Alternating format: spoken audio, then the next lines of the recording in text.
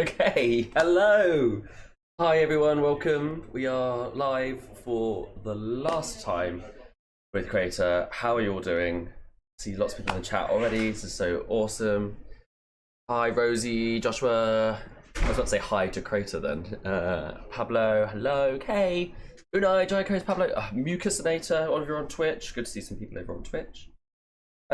Yeah, last time I have been sitting here for ages wondering how to actually begin this. But what I'm really feeling is I'm feeling super excited, to be honest with you. It's going to be a great stream. It's going to be really celebratory. We've got really cool things lined up for you. Do bear with us, I will say. We've got a brand new setup in order to make this happen in the way it is. We wanted to do something super special. So we're in our office. We've got lots of things going on. I've got about 3 screens in front of me. I've got a Russ just off screen here. Doing all the technical work for me today, which is really awesome. But we will be early on the stream sort of playing with a lot of levels and such. We've got people walking by, so do bear with us. But it does mean the really cool thing about this, if you've seen on any of our socials, is that we're going to be having lots of visitors coming to see us from all over the studio. I put a message out for anyone who wants to come and to come say hello. We've got everything from UI UX designers, we've got publishing team members, game devs, software engineers, all that. So they'll be coming along throughout the stream. We are live from 1 p.m. to right through to 4 p.m. when we are. That's the moment that Crayta will shut down its servers. They'll be there right to the end. Feel free to be here for the whole time. Have us on in the background. Pop in and out. Where we will be here. It's gonna be lovely. But yeah, we're happy to hear things. We've got some really cool things going on at the same time. So, like I said, we've got all these visitors coming along. We'll be talking to them about their experiences with Crayta. We'll be talking about what they've done, what they've made, their favourite moments, their favourite games, and bits and bobs like that. Some of them don't actually, because they make the game, don't have massive amounts of opportunities to have played it as much as they wish. So maybe we'll introduce them to some of our favourites, some of your favourite games. Be really nice. Another thing we're also doing throughout this is a nice little sort of aside. We'll be showing you the videos if you've not seen them already, and we're also going to be running a knockout tournament to find out what the community's favourite jam theme was. So we're going to be going through every single jam since the earliest one that I could find the proper theme for, which was, I want to say classified, or it might have even been earlier. So we've got build jams versus game jams. And we will find by the end of the stream your favourite jam theme, which will be a super, super cool thing to do. We'll also be running polls throughout that. Just going to read the messages here at the moment. This is the best community, says Mark. I totally agree. And I don't think that's going to end with this. I think the wonderful thing about this community is that you're all going to have found your own groups within this. I'm sure you'll go off and do game dev work with them. Maybe you'll find other platforms, other things to do. Maybe more servers will come up and you'll all still stay together. So it's really awesome to see what you're all up to and plan to do after this. And do keep us informed if you can. We'd love to hear from you. But yeah, first of all, we're going to have my first guest is actually my first guest. What am I? What is this? Some like chat show going on. But the first person joining me today is coming all the way from the Netherlands, but it's Luca, a very familiar face. Hi, Luca. How are you doing? Oh, give us a second. We're just going to get that sound sorted out. Give us one moment. We can't hear you at the moment, Luca. Sorry. Chris says, "What a weird, sad." Oh, Chris Swan is our publishing director. What a weird, sad day, but let's make the most of it. Pretty sure Epic was before Classified. Epic is on the list. That would make sense actually, because Epic was just before Alien Conspiracy. No. Yeah, we can hear Luca. Hello. Hi. How's it going? How are you feeling? This time it wasn't my end, sorry. No, it was. I've got a celebrating Russ. It's like, no, that's cool. How are you feeling today? I am very excited to go play some Crayta. Yeah. Some major game. It's like, I don't know about you, but I think ever since I sort of heard about the shutdown, I've been going through all just my favourite games and such like that, and trying to find the ones that I wanted to sort of get into, especially the ones that have got like decorative and things like that. To sort of, I want to finish them before it's done. But yeah, without further ado, then let's get into some games. Yes. AJ rocking the call center headset. I know, we had some like fancier earphones to look more slick, But like I said, we've got like 3 screens set up at the moment, and for some, however reason, the wireless ones just did not work. So we're going with the old call center ones. So I will be taking your problem today, and no, you cannot speak to my manager. Right. So Luca, I asked everyone who was sort of going on. I asked everyone who was coming on. First things first is what is one of your favorite games on Crayta? That is very easy question. Go on. And it's ad infinitum. Ad infinitum. Yes.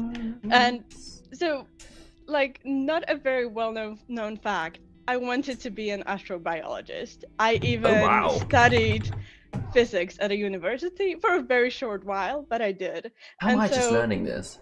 Ad infinitum, and I even have a beautifully decorated room in the ship as well.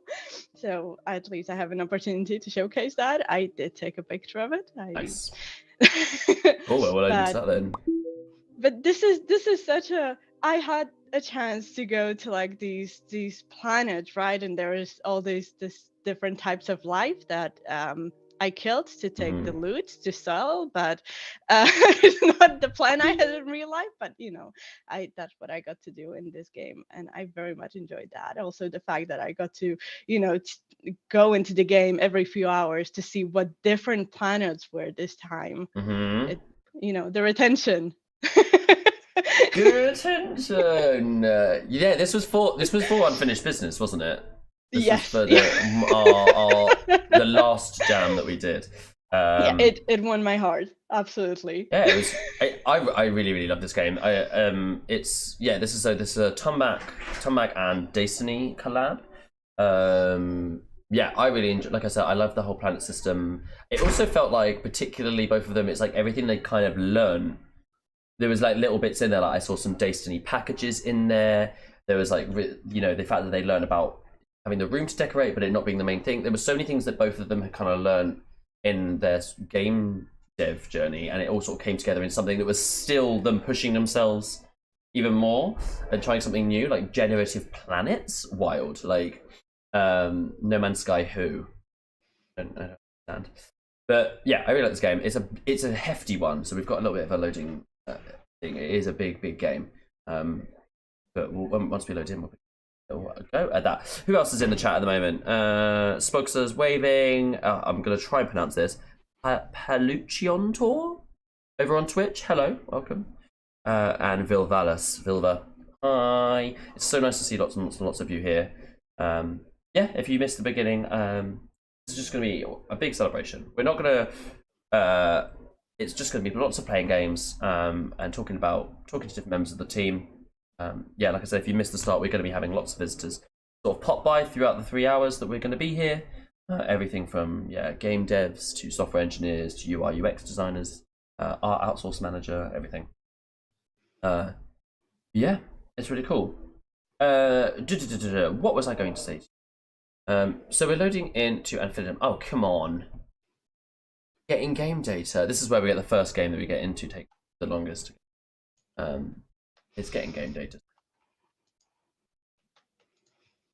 I've just noticed I'm looking at the loading screen now, and it's like, oh, here we go. Whoa! Look, just as I go to start our conversation, that's when we load in. All right, let's see. Let's get that screen on for you. Awesome. I also just really loved this. This like entry sort of cinematic moment.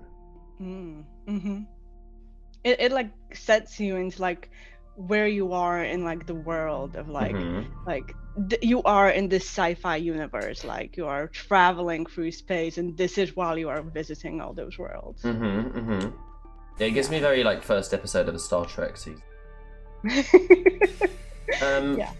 I don't think we're gonna be, just because of the setup we've got, it's gonna be difficult for us to share links, isn't it? But I'll tell you what I can do. I can do this, and then Russ can type out the code. Russ's face. So there's the code on screen. So we won't be able to do direct links just because that's going to be too difficult with the setup that we've got here, but we will put the code out for you to type in. Captain Brooksy, I beta tested Crayta and spent many hours playing it with my son on Stadia. It'll always have a special place in my heart. thank you for sharing that with us. That's so wonderful. I've had a few people message saying that they played this with their kids. It's such a good game for that, like to sort of, you know, really early invest them in not only in game dev, but just sort of seeing that anyone can make games. And so there's such a good list of easy to play stuff on here. Let's have a look at Luca's cabin. Oh my goodness, you've got the thing. I got the thing. I'm so jealous of your thing. This is a cute little room. Look at this, a little reindeer moment. It's Christmas still in Luca's room. I like this. Yeah. Okay, well I have some I stuff. There was a Christmas event and I really loved it. It was so much fun. The holiday with the Santa and really the Rudolph and it was great. Got locked out my own room. Yeah, but do you have this? Come here. You have this. I'm coming. Look what I've got. I do. Nice. Look at that. I don't even remember how that is I got guarded, right? By the scary looking alien. I think so, yeah. It took me about 3 goes. They killed me and I kept going back. I was like, no, I want it. Give it to me. But yeah, there's not really much of as good a theme in mine. I've got a sandcastle next to some coral. Because I found, I don't know if you can find it again today, but I found an underwater planet, or rather a water planet, I guess, and you could just swim around and pick up stuff. I played this morning, and I saw a planet I haven't seen before. That's incredible. It's amazing. So yeah, we've both got what are we both? Oh, you're staff sergeant. Oh well, what's the point of me playing? So I also really love this screen. I think this is really cool. I have another sandcastle. Okay, so let's go to the solar system. Oh, here we go. Yeah, only me and Destiny are steps. Oh, really? Okay, so it's still scanning, so we've only got 1 inhabitable planet, but that's absolutely. Let's go for that. By the time we get back, there might be another one. So while we're doing that, oh, how do I get up? I forgot how I get up. Oh, there we go. Got it. When did you join Crayta? I forget now. It feels when like did you've been I here started forever. playing? When did you start with us? Like when you joined? Actually, no. Yeah, when you started playing. Let's do that from there. I started playing during Cursed Galleons. Okay. Yeah. So just before the hub change. I was. Yeah, I absolutely fell in love with the minigame in the hub. Mm-hmm. There was the counter of how many days in a row you played it. Yeah. And I was very proud when I got to the leaderboard of that and stayed there. But that was before I joined Unit 2. So I was playing Crayta before I joined Unit 2. So that was lovely. I personally I think Cursed Galleons was my favorite. No, it was my second favorite hub game. I really enjoyed that. The ship with the finding the treasure and everything. And that actually, I think the community said that was their favorite themed hub. They did vote that they loved the classic one the most, the original hub. Okay, so you jumped in Cursed Galleons. That was a really cool, like, rich season. And what was like? Because I know you played Crayta while you were being. Oh my god, I've never seen this planet before. What? What was the first game you jumped into? First game? Yeah, you turned on Crayta, you were like, okay, I'm applying for this job, I should probably play this game. It was probably one of the farming games. Oh, what, Farmer's Life or... Oh my god, I'm so bad at this. Oh. What's the one made by Crayta? Oh, okay. In case you didn't know, I am the worst at remembering names of games. So I just gave hints to AJ about names of Crayta games, and AJ gives me the name. You just literally just describe them to me, and I'm like, yep, you mean this one. Yeah, I mean, Tumbleweed Ridge is a classic. It's something that we've made very early on, and it's just holds up really, really well. There's so much to it. and it's like so interesting because at first I would join in and you have nothing and you see other players there and they have these amazing like decorations inside their house, right? And so many like planets, so many plants growing, and then eventually you will get to the point that you have all those things, and that progression is amazing. And then you see that new player joining in and they come to your farm, like seeing all those amazing things you have, and you're like, I made it. You're like, I've put my stamp on this game. You're on the same planet as me, right? This like circuit board planet. Yeah. I've just found a hole that we can jump down. Wait, come see if you can find me. Where are you? Do you have utility drone? No. Because I do, and I can tell you, there are robots down there. Oh, you've been here already. All right then. Well, I with utility drone, you have like a compass of where things are on a planet, so I can see like 35 meters in that direction is a robot. Oh, I need this. Or drone. 20 meters that direction is a monolith, or basically. And the utility robot also gives you batteries or teleports you back on the ship. This really I love this game. I love this game. I can't help it. This really is your favorite. Oh my god, robot. Oh no, can I kill him with this? Am I gonna die? No, okay, fine. This game is so huge. Like, every time I play it, I find something. No. Come on. There we go. Got him, we got him. Kill aliens on the planet. Oh my god, there's so many of them. Are they stuck there? Yeah. Get him. Oh, who's that? Ah, no. Iceland fell to the death. Why is that? Oh my goodness. Oh no, I died. This is such a cool planet. I'm gonna catch all messages. Now he's coming after me. As AJ knows, I had a great time streaming with the whole Stadia community. Hi Jeff, yes, you've had such wonderful streams. I hope your last stream was really, really wonderful. Such a fancy door as well. It is a really cool door, like the animation going into the rooms and such. It's just such a nice touch that like you could just use a normal door, but yeah. No jumping on the bed. Nah. Hello, beautiful community. Love to share this last moment in Crayta together. Hi, Andy. Oh, Rosie Dooley is here. Hey, Rosie. Oh, I mean, Mucus just said the truth. You are the alien on the planet. That is literally true. They are the locals. So what you should say is you killed a local. You killed an inhabitant. No, I have this whole thing with like when I watch. There's so many movies and such with like surrounds like around a hero of some form, and like especially like a lot of RPG-based games. Is the idea that you arrive on these planets or these lands or these countries, you kill every monster and piece of flora, fauna, and bug in the entire area, and then leave and sell all your stuff to this like local town that's like got 2 shops, and you're asking for like thousands of gold for this stuff. You basically just destroyed their environment and their economy in one fell sweep, and everyone's like, hero of the land. I'm like, no, you're evil. You're a villain. You're ruining the world. And then don't forget that you are also leveling up your sneak and lockpicking, so you can steal everything that every normal person that is dirt poor also has in their house. Exactly. I think each shop in each village should just have like a limit to how much they can do. That's so funny. Yeah, I want to go to one more planet. I want to see if there's another.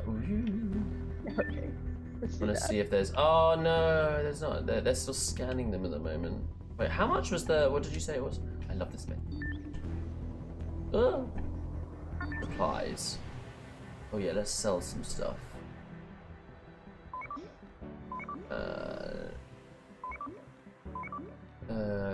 What else have we got? Logbook, insurance recovery. Ross, do you think we should do the first vote? The jam, is that possible? Oh, okay, well, I guess we'll just... cool. We're already on the second poll. Is it up now? Yep. What's the poll? Tell me! I'm not even controlling my own stream. Okay, so we're currently voting for whether Clockwork Contraption or Build a Base is better. You weren't around for any of those, were you? I don't think. Luca? What do I? You weren't around for Build a Base. Were you around for Build a Base? I don't think so. I don't know. No, So I wasn't. So yeah, people need to, if you can vote for you, and it can be for whatever reason you want. So it could be that you really enjoyed the theme and just generally, whether you like the name, or whether you thought the results of that was the best, or even maybe you just personally loved what you ended up creating for that. Yeah, let me. Oh, I want to hear what you know. I think if I had to vote for one of those two, I think I'm gonna say it's difficult because I really like both of those. I think I want to say Build a Base purely because of the outcome from it. I think that was one of the best bases of and I think they're some of the most used packages that we've ever had, really. People use Ekorok starter maps as just a way to get test out things so much. Like there's so many buildings that people still use now. Where is this? I want a utility drone. How much is that? 2K. I don't know how much I have. How much do I have? How do I know? Oh, 732. Well, that's not happening. Can I tell you an infinitum fun fact that I'm not sure if you noticed? Please. The bigger the planet, the smallest jumps you can make, because the gravity is higher. Is that like an actual thing? Yes. Oh my god, that's so funny. Like the astronomy nerd in me is just like that's so happy. Because I was just gonna say, because the one we were just on was huge, and I like barely jump. Yes, and so and then there is in the ship there is, when you click on crew and climbers, you can see people who climb the highest peak on the planet, and then imagine you are on a huge planet that has a really tall mountain, but because it's a huge planet you can only make really tiny jumps, and it's really, really difficult to climb the peak. I did that. So I was gonna go. I'm gonna take us to one of the showcases for Builder Base, because that's one of the ones that's on the vote at the moment. I think I was gonna go to Jungle Base, because that's the jungle. Yeah, I think I might go to Jungle Base. I think that was Desert Buildings was cute as well. We might go to a couple. So let me know what your favorite was in there. So let's go to. Do I want to go to the build? If Dry Cereal here, was it Builder Base Dry Cereal Showcase? There's two, or there's the Jungle Base Build Jam Showcase. I'm so confused. I'm gonna go to this one. I think this is the right one. Yeah, I'm going to this one. Basically, it confirms. Yeah, you're right. That is what he did. That's so impressive. Like little details like that is just like people are really gonna appreciate that when they play your game. They're gonna notice these things. And to make it on a platform like Crayta, which does have its, limits in some ways, really, really. Destiny, you are a coding god. And you've got that, like those screens, and there's the projector with all the molecules on it as well. And the planets and such. Yeah, wild. I just couldn't even. I could never.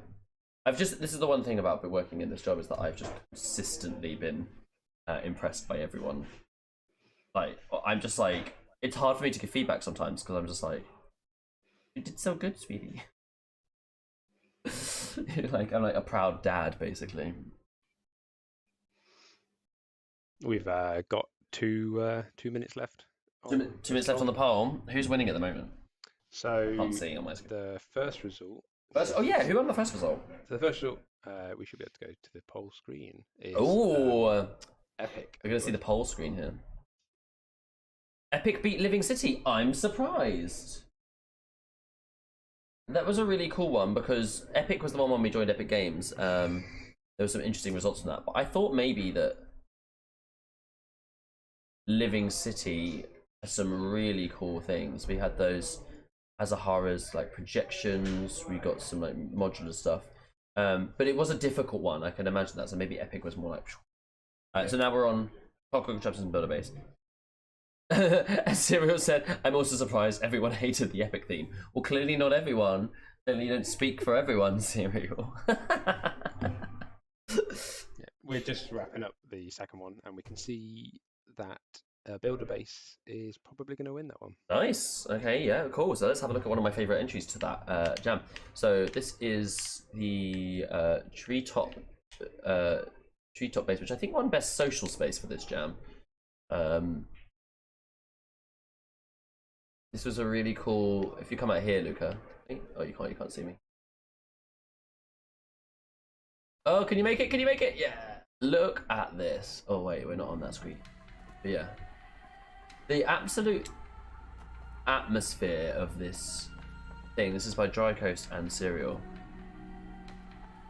The atmosphere of this thing is insane, and when you download the package, you get like mix and match these towers. What even was the Epic theme, says Iceland. It was literally just Epic. Look, okay, it was early on. We weren't feeling massively creative. Hey, you all made great games for it, so. It's not our fault. Wow. First time here. In this one? Yes. Yeah, this is what's the fun thing is I like to show people things that are like and there's like this one they made it was just a showcase for the jam, and they just made it into like a kind of find all the notes kind of game, and then you can always go upstairs and all of them. Wait, is this upstairs? Is that it coming? Yeah, here we go. Okay, yeah, we're gonna go up here in a second, Luca. Yeah, I really love this jam. I think I'll argue. No. Oh, there we go. You got. It's fine. I guess you can survive crushes. You got Rogue over here. No, is it Rogue that can go through walls? I forget. And they got more things to read. And then these parts were all modular, so you could just like. There was 3 different bases, 3 different mid parts, and 3 different tops, canopies, if you will. And they were all kind of like this sort of survival in the forest-esque thing. Some of them had like schools and prison systems, rain catchers or whatever. It was, yeah, really awesome. And then they just made this showcase with this incredible thing. And I remember Serial got really mad because we technically weren't marking you on the showcase, and they'd spend most of their time in the showcase. We were like, well. Look at that volcano as well. Is that the same one that they use in Ruins of Mahora? I think, I can't remember who. Someone made it. Who knows? But yeah, it's a really cool one. I'm pretty sure. That's when I made Epic Cleanup Brigade, aka Disco Vomit. I forgot about Disco. No, I didn't. No, I mentioned Disco Vomit on the stream the other day actually. And you were like, "It's confetti." Like, oh yeah.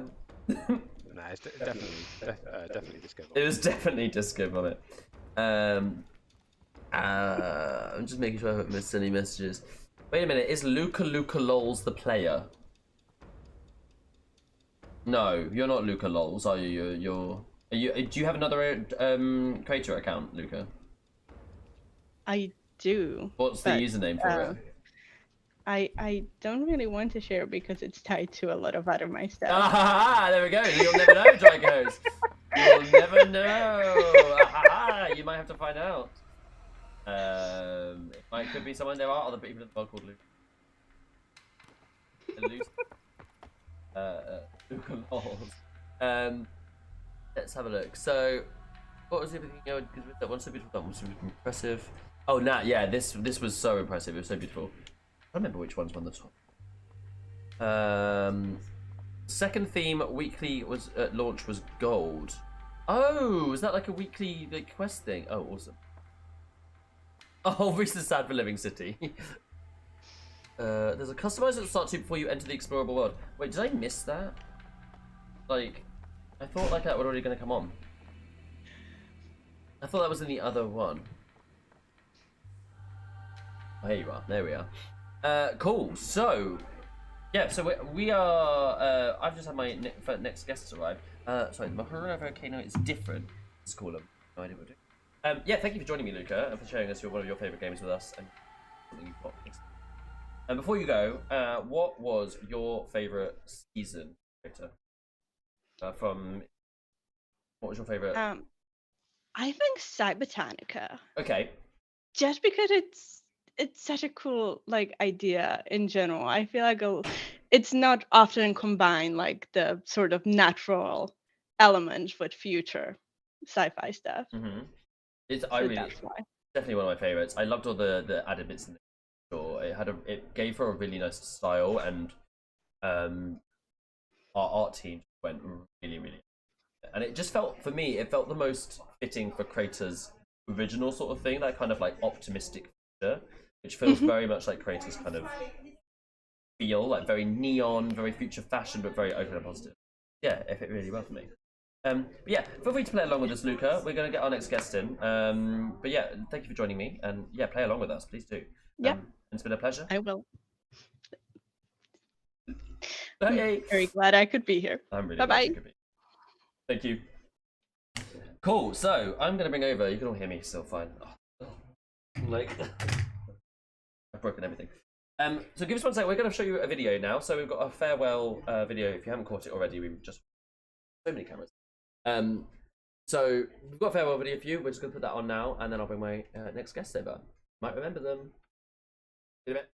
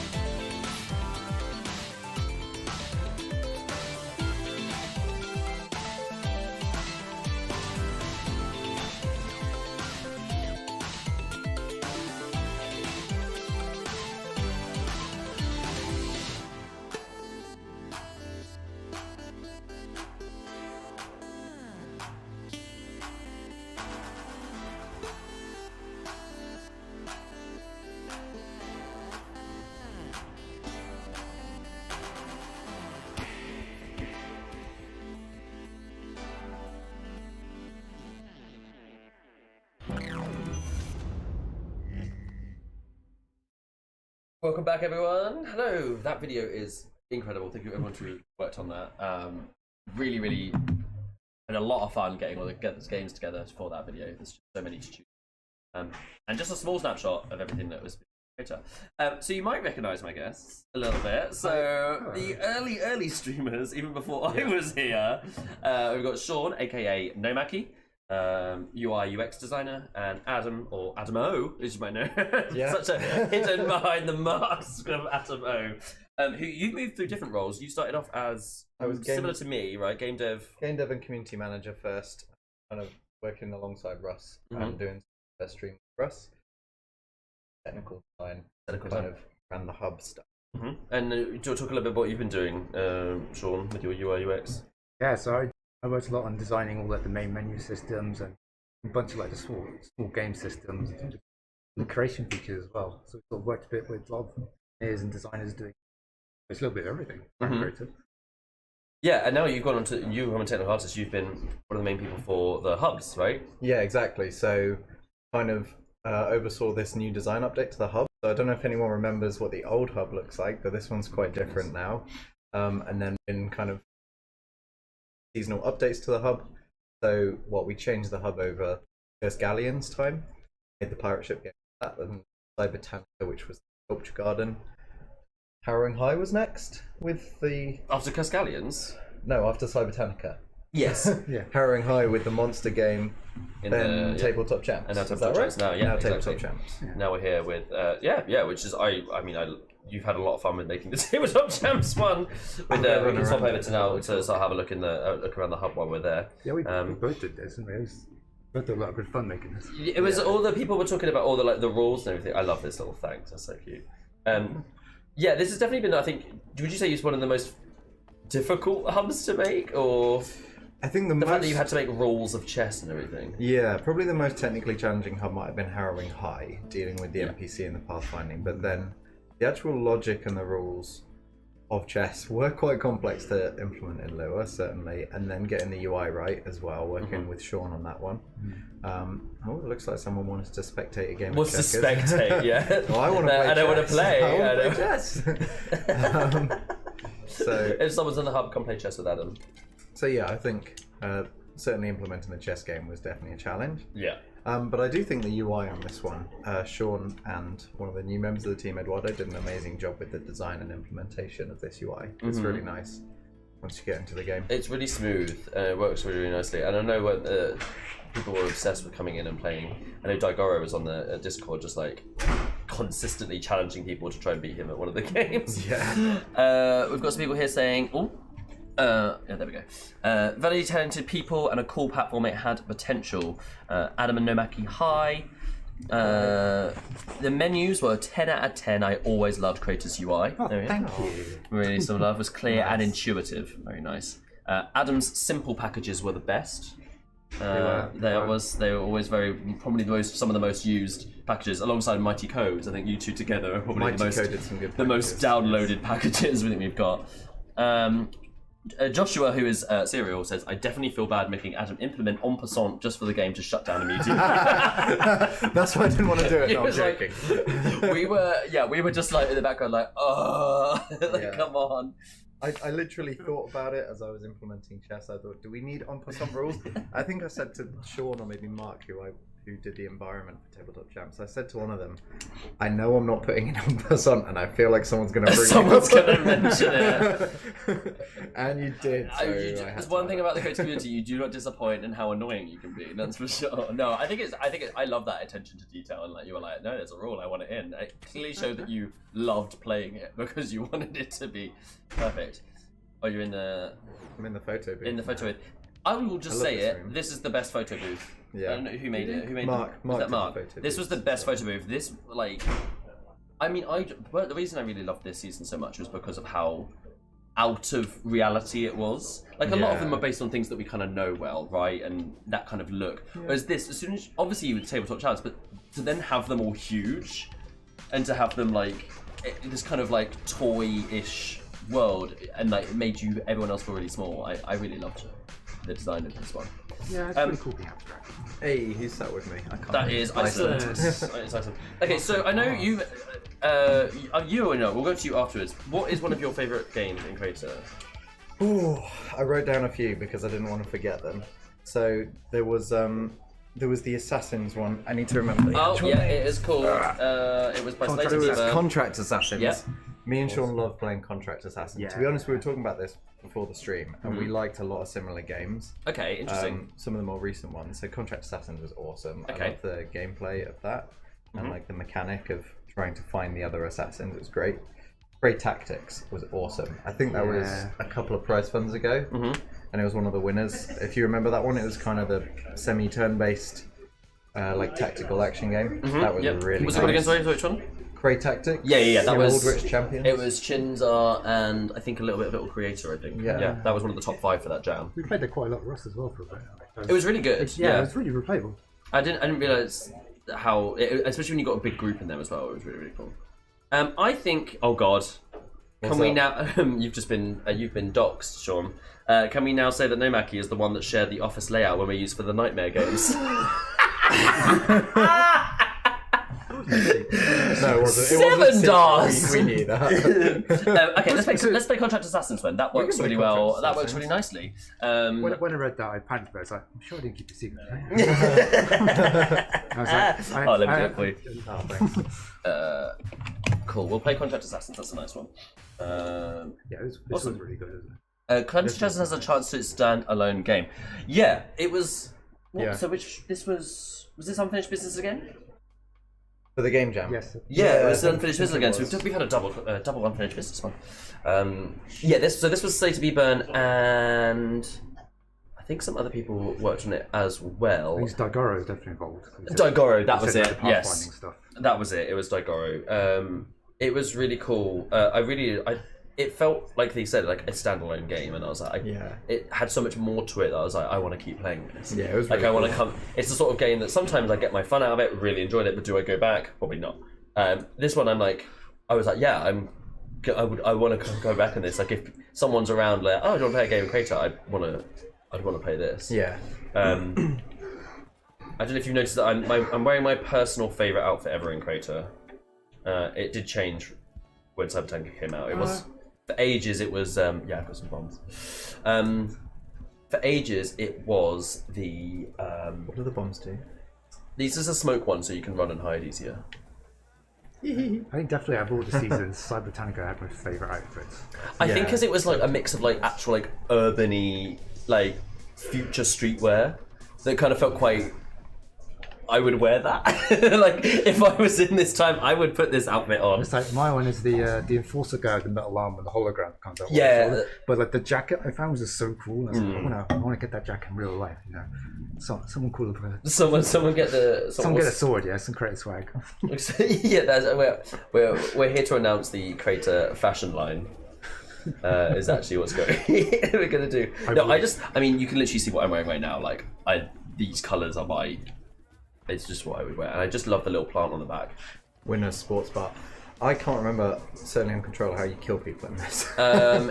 You've got to have the bat open you on only your take- left. Oh yeah, You only get it out when you're gonna hit them. Otherwise, they run away. Yeah, they run away from you. that's got to be the target, right? It's target leaving. Well, you got the thing. haven't Targets you? entered Medical Center Plaza. Yes, you've got to go to the Medical Centre Plaza. When we get a chance, we'll get the code so people can join us if they need. Oh no, run faster. Get it. Target eliminated. Yeah, you got dollars. Now you got to run because always. Agent, oh! You play it. I got killed straight away. I didn't see the agent. They did. So when they released it for the jam, it was really harsh. You basically lost all your money if you died. They've now reduced it a little bit, but you do still lose money. It's about 50%. I think you lose. Yeah, I think that was the one bit of like feedback when me and Sean were playing. I don't think either of us got past the baseball bat, No. which might be a reflection it on took how a while. bad we are. But Yeah. We were pretty bad. But for something like that small in a jam, like if your currency, you didn't make your currency good enough in 2 weeks. I was Yeah, like, it's your fine. economy. How dare you not make a good enough economy? it's just a balance thing. That's Yeah, all. and it was really good. And also, what I really, really loved about this game is that it benefited changing outfits a lot. It's going to be difficult with us on this, true. but the amount of times I'd play this, run down an alleyway, escape, customize, outfit, change, boom, and then run back around the corner, and just be like. Which never worked on stream because you'd all just look at the stream and know who I was anyway. Oh yeah. I love that aspect of playing with Sean though, when like you think you know what outfit he's wearing, but you don't say anything, Yeah. and then you follow like that Cybertanker outfit around for ages, and you're like, yeah, it's you. But then sometimes the opposite would be true. I'd be like, oh, why would they have an NPC wearing that outfit? That's such a specific one. And yeah. then I kill them and they were like, nope. Yeah. I was like, oh. Let's have a look. Terraces outside park. Yeah. Look. Yeah, like the bear. Yeah, I was the, like, the mascot. I was like, that can't be an Yeah. NPC. Someone in here. They I might- love the neonish glow, futuristic style of the Super Cybertonic casino. Yeah, and I think I said this earlier to Luca, who said it was her favourite season as well, is that it just fit Crayta the most. Like, we already from the beginning had done that like neon through everything, like even if it was Cursed Galleons or whatever, we'd always done that neon stuff, and Cybertonica it fitted so perfectly to that. Oh. What are you trying to do? Coax him into getting a drink? Yeah, Just like, you can't poison people in this game. Would you like this drink, sir? Sean's gone full assassin. He's going to meet and greet. And... So this is where you've got the shop here, so if you press X now. Oh my god, Oh. there's some death happening. What just happened? Natalie Fraser. Oh no! Oh. Oh dear. Oh, was Natalie killed straight away? Natalie was killed immediately. Oh. She tried to take someone out. That's a shame. Good job, the other targets here. Pablo says this is an amazing game. Yeah, it's really good. Let me know if you need the code. We can always get that. If not, we will. I know normally we only need the code for the Americans, and the Americans might not even be awake yet. Oh no, wait, no. I've seen Dry Coast and cereal. You woke up early for this. The American. The Americans. So there, he's going to type the code out for you. This whole setup is I was saying that this is the setup I always wish we had. Setup. Yeah, it's Yeah. not bad actually. This is quite It's all nice. him. I won't. It's all Good job, Russ. good job out of saying. Has Russ even been on camera? yet? No. You haven't even been on camera? Russ is right here. Russ is right there. We'll turn the camera at some point during it. Say hi. Missing out on ASMR voice. Your voice is coming through. Bloody set everything up, honestly. You're not cutting me out my own screen. Wow!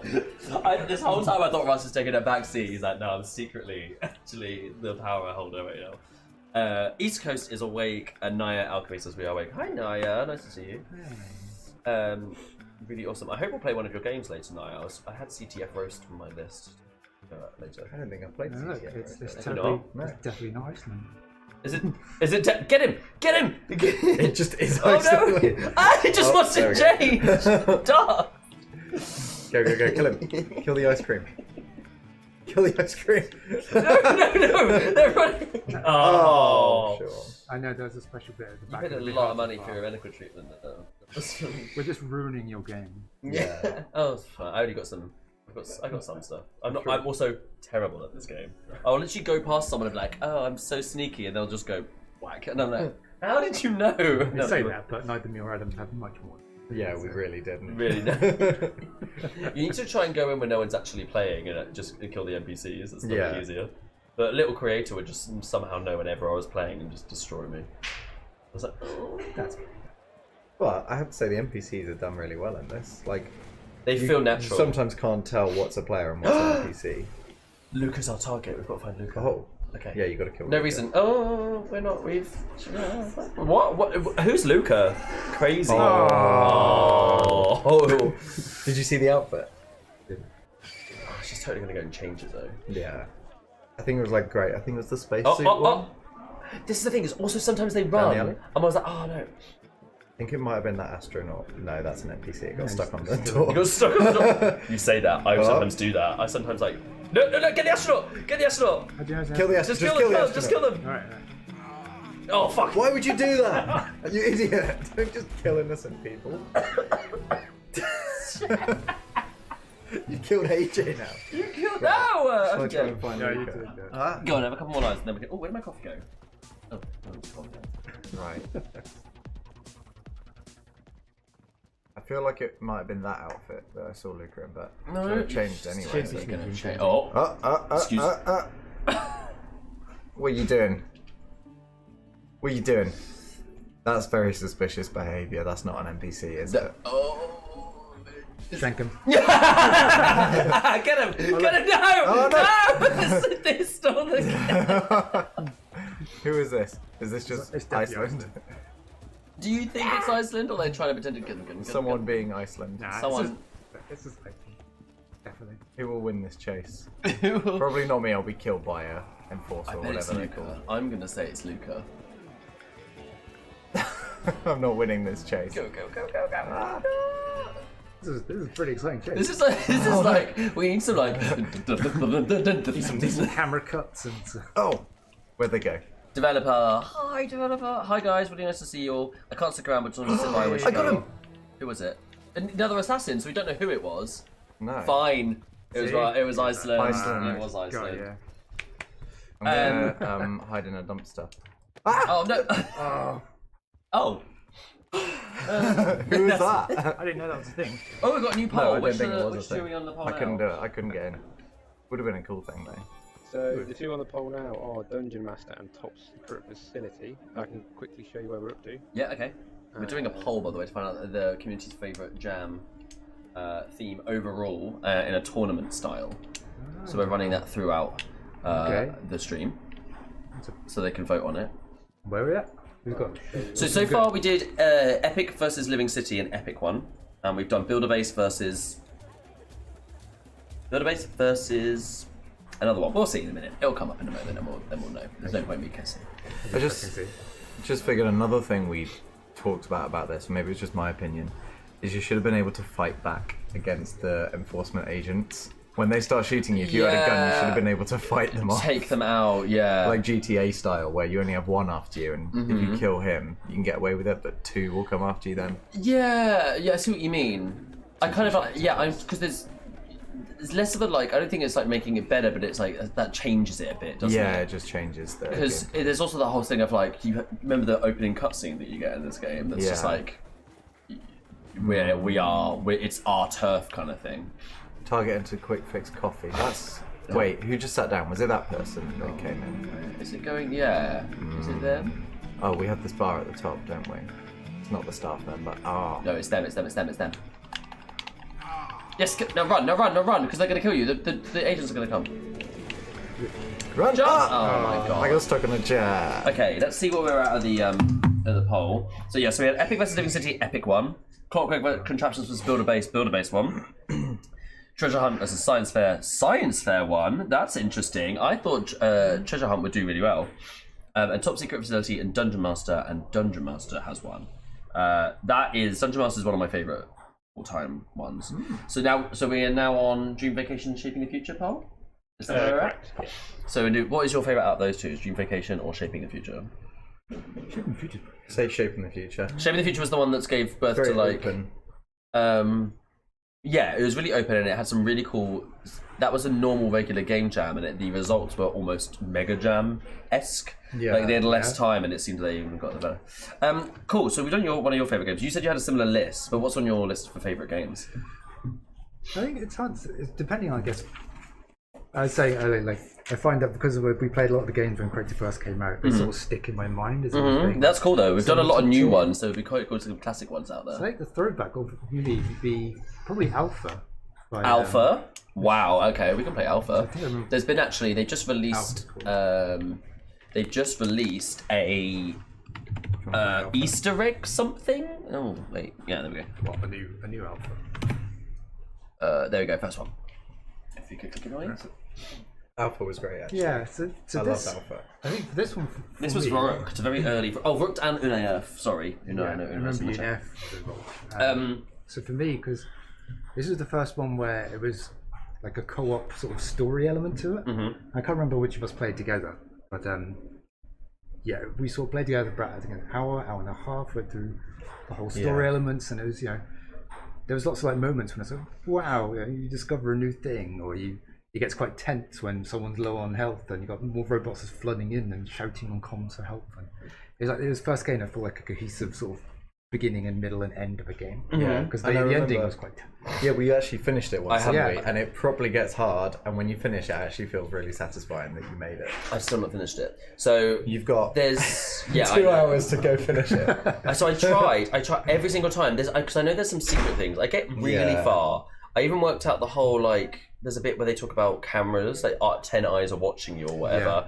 And I worked that out. But I think I'm just missing. There must be just a small thing that I'm missing. But I've played it so many times, and I just get to a point where I'm like, I've done everything, and then I get frustrated because how many of those robots come after me. Like, leave me alone. Yeah. I tried to work out if I left it to a certain amount, would they respawn? I was like, is it done so 10 spawn, but if you leave one alive, only one stays. I tried to like test that out, because like, I could just run away from just one. Did we change outfit? When did we change outfit? I wanted to not get caught again in Right, okay. So I'm happy to change outfits as we go through. This is also... Cybertanica. It was not actually. It's one of the earlier ones, one of the base ones. We've done a lot of recolors for it though. Yes. We did a Cybertanica recolor in like a yellow. Yeah. It's one of my early favourites. When I first joined, this is what I would wear. Yeah. I just thought it was super forward, like design. I'm not sure if this was a Lucy or a Jason design. I'm not sure. Do you know? I don't know. I think it's probably a Jason design, this one. And one of the things, I mean, for me personally, as a queer person as well, is just seeing that they were doing outfits that were quite feminine, and then just being like, it's exactly the same on the male character, or the sort of masculine body type, just really sold me. Obviously, it's difficult sometimes because of the way of the shape, stuff like that. But for this one, I was like, yeah, get a guy in a crop top if he wants, a little mini plaid skirt. Yeah, this works well. And I was like, I love it. It really sold me on. Clearly, the team here had a really good ethos, and they weren't trying to just be like, do the generic thing. They were like actually trying things out, and I really liked it. There's a score token or something just down by the banister on the left. Look left. School token. See that thing? The green token or money. Oh. Natalie said, would that not be beta? You joke, but they actually made a beta and a gamma. Wasn't there a beta the tower defense? Yeah, so there was a whole storyline. So the idea is that once you finish this and you escape, you come out of the police station, and then beta is a tower defense outside the police station. Oh. There we are. A shared universe. That's cool, actually. And it's the same things that are coming towards you. It's the robots. Yeah, I suppose it is. That's nice. I somehow didn't. There's a generator there. You need to do that. That's it. Yeah. And then you need to go to the other side. There's like an electrical room where you need to put the generator. To the ducks and the balloons and the targets. And the balloons. All of it. Do all of it. Did you spend many time in the UGG office playing the community-made games? Just curious about if Late Friday LAN parties ever happened. Basically, yeah. It did, didn't Yeah. they? We had things called full squad tests all the time. We try and get the full squad, like everyone involved. Yep. And we would play a bunch of community games. We seem to always default to Sniper Arena as a good place to just test like anything, like it was locomotion or whatever. But yeah, we'd always check out. We've got Robin, Community QA games. tester, and I was going to say, because they've actually made a Sniper Arena 2. What? It's slightly unfinished, I believe, but Iceland he was working on it and didn't quite time to finish it, but he has published what is there. So we're going to have a little look at that maybe. Oh, insta-kill. Is that what it was? I couldn't work out what they were. I wish, like... I think that one's insta-kill. Go on, shoot. Sure. I know, the controllers are hard, I'm sorry. I think, yeah, one-shot kills. Nice. Yeah, we do like the full squad tests, and also, I mean, I don't know about you, but sometimes in my lunch I would just, if I didn't have anything to do, I'd just choose a new Crayta game to play. Yeah, I try and stay fairly up to date. I haven't been great at it more recently, like when I was focused on my hub things. Yeah. But yeah, no, I did. But that's, try I and think keep up with it. some of the people that I've invited here today have been like, I don't get much time to play them, so I was like, oh, what's your favourite game that we can play on stream? I don't actually have much time recently to play it. Like, I've been so busy, and that's kind of a nice. We can sort of introduce some games for you. Yeah. Make sure everyone knows all of the best games in Crayta before it's. Before you can't play them anymore. How are we doing on that poll? Who won? 2 minutes left. 2 minutes left. Get voting in the poll. 2 minutes left. It is 50. There's a question mark. there. 50-50. Take a key. So, Dream Vacation and Shaping the Future. Vote. That's nice to hear. It's 50-50. It means we did well. Has any of them been landslides so far? Have they all been pretty almost just winning? There was one that was kind of close, but yeah, I think 77 to 22. Oh, That's 51 to 47. oh wow, they are pretty close. Sean LeBone, hey Adam and team, came out to show some support, say hi, and I'm looking forward to what's next. Hi Sean, Hi. that's a friend of mine. He helped me get into the industry actually. Oh, nice. Gave me some help on my CV and such when I first applied here. That's cool. So hi Sean, thank you for popping by. Really nice to see you. Hope to see you soon.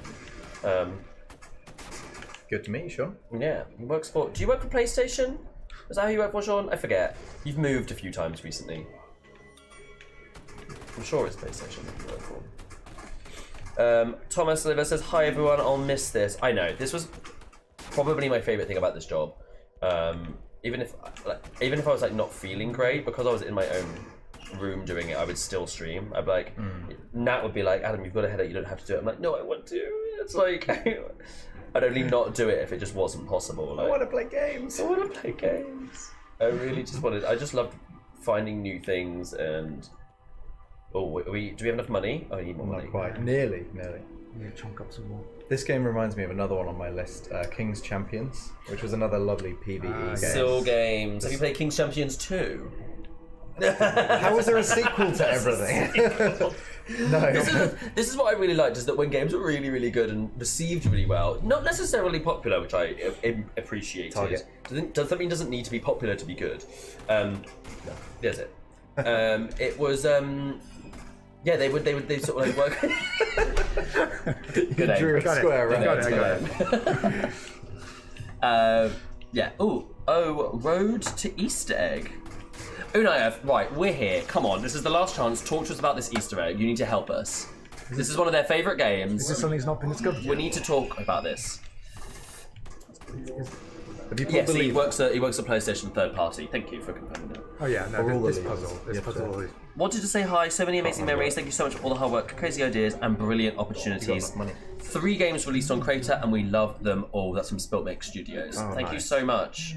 It's been a pleasure. I didn't get to work with you as closely as some other people, but I know Russ and team had an absolute pleasure working with you, and it's been really cool to see you trying out new things over on our platform.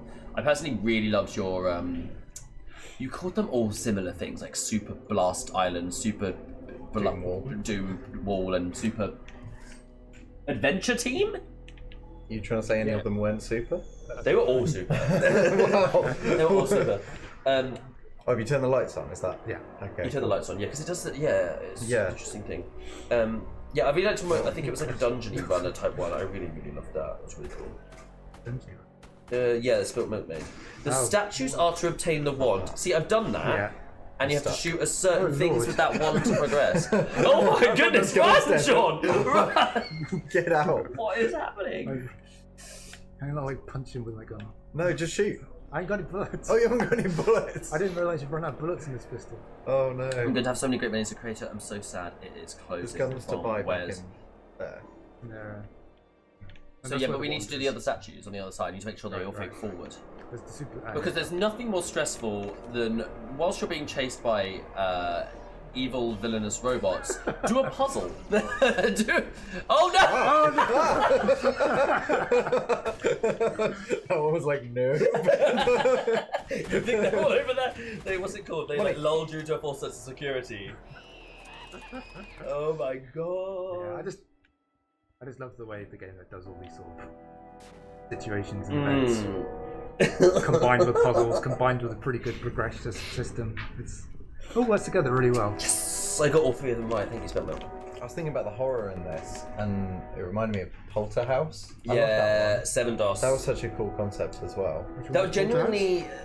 You had like one guy was the poltergeist or whatever it was called, like the ghost, The and ghost. everyone else went to hide in the house, and then he'd come around. You had like a was that the phone phone? to show Yes, like yes, how yes, close yes. it was and stuff like that. That was whole really concept of the whole being near you and the phone would come up. I've never been more scared in Crayta, I think, than just thinking I was fine, looking at my phone, and it was just like the face. Yeah. Where is it? Where did it come?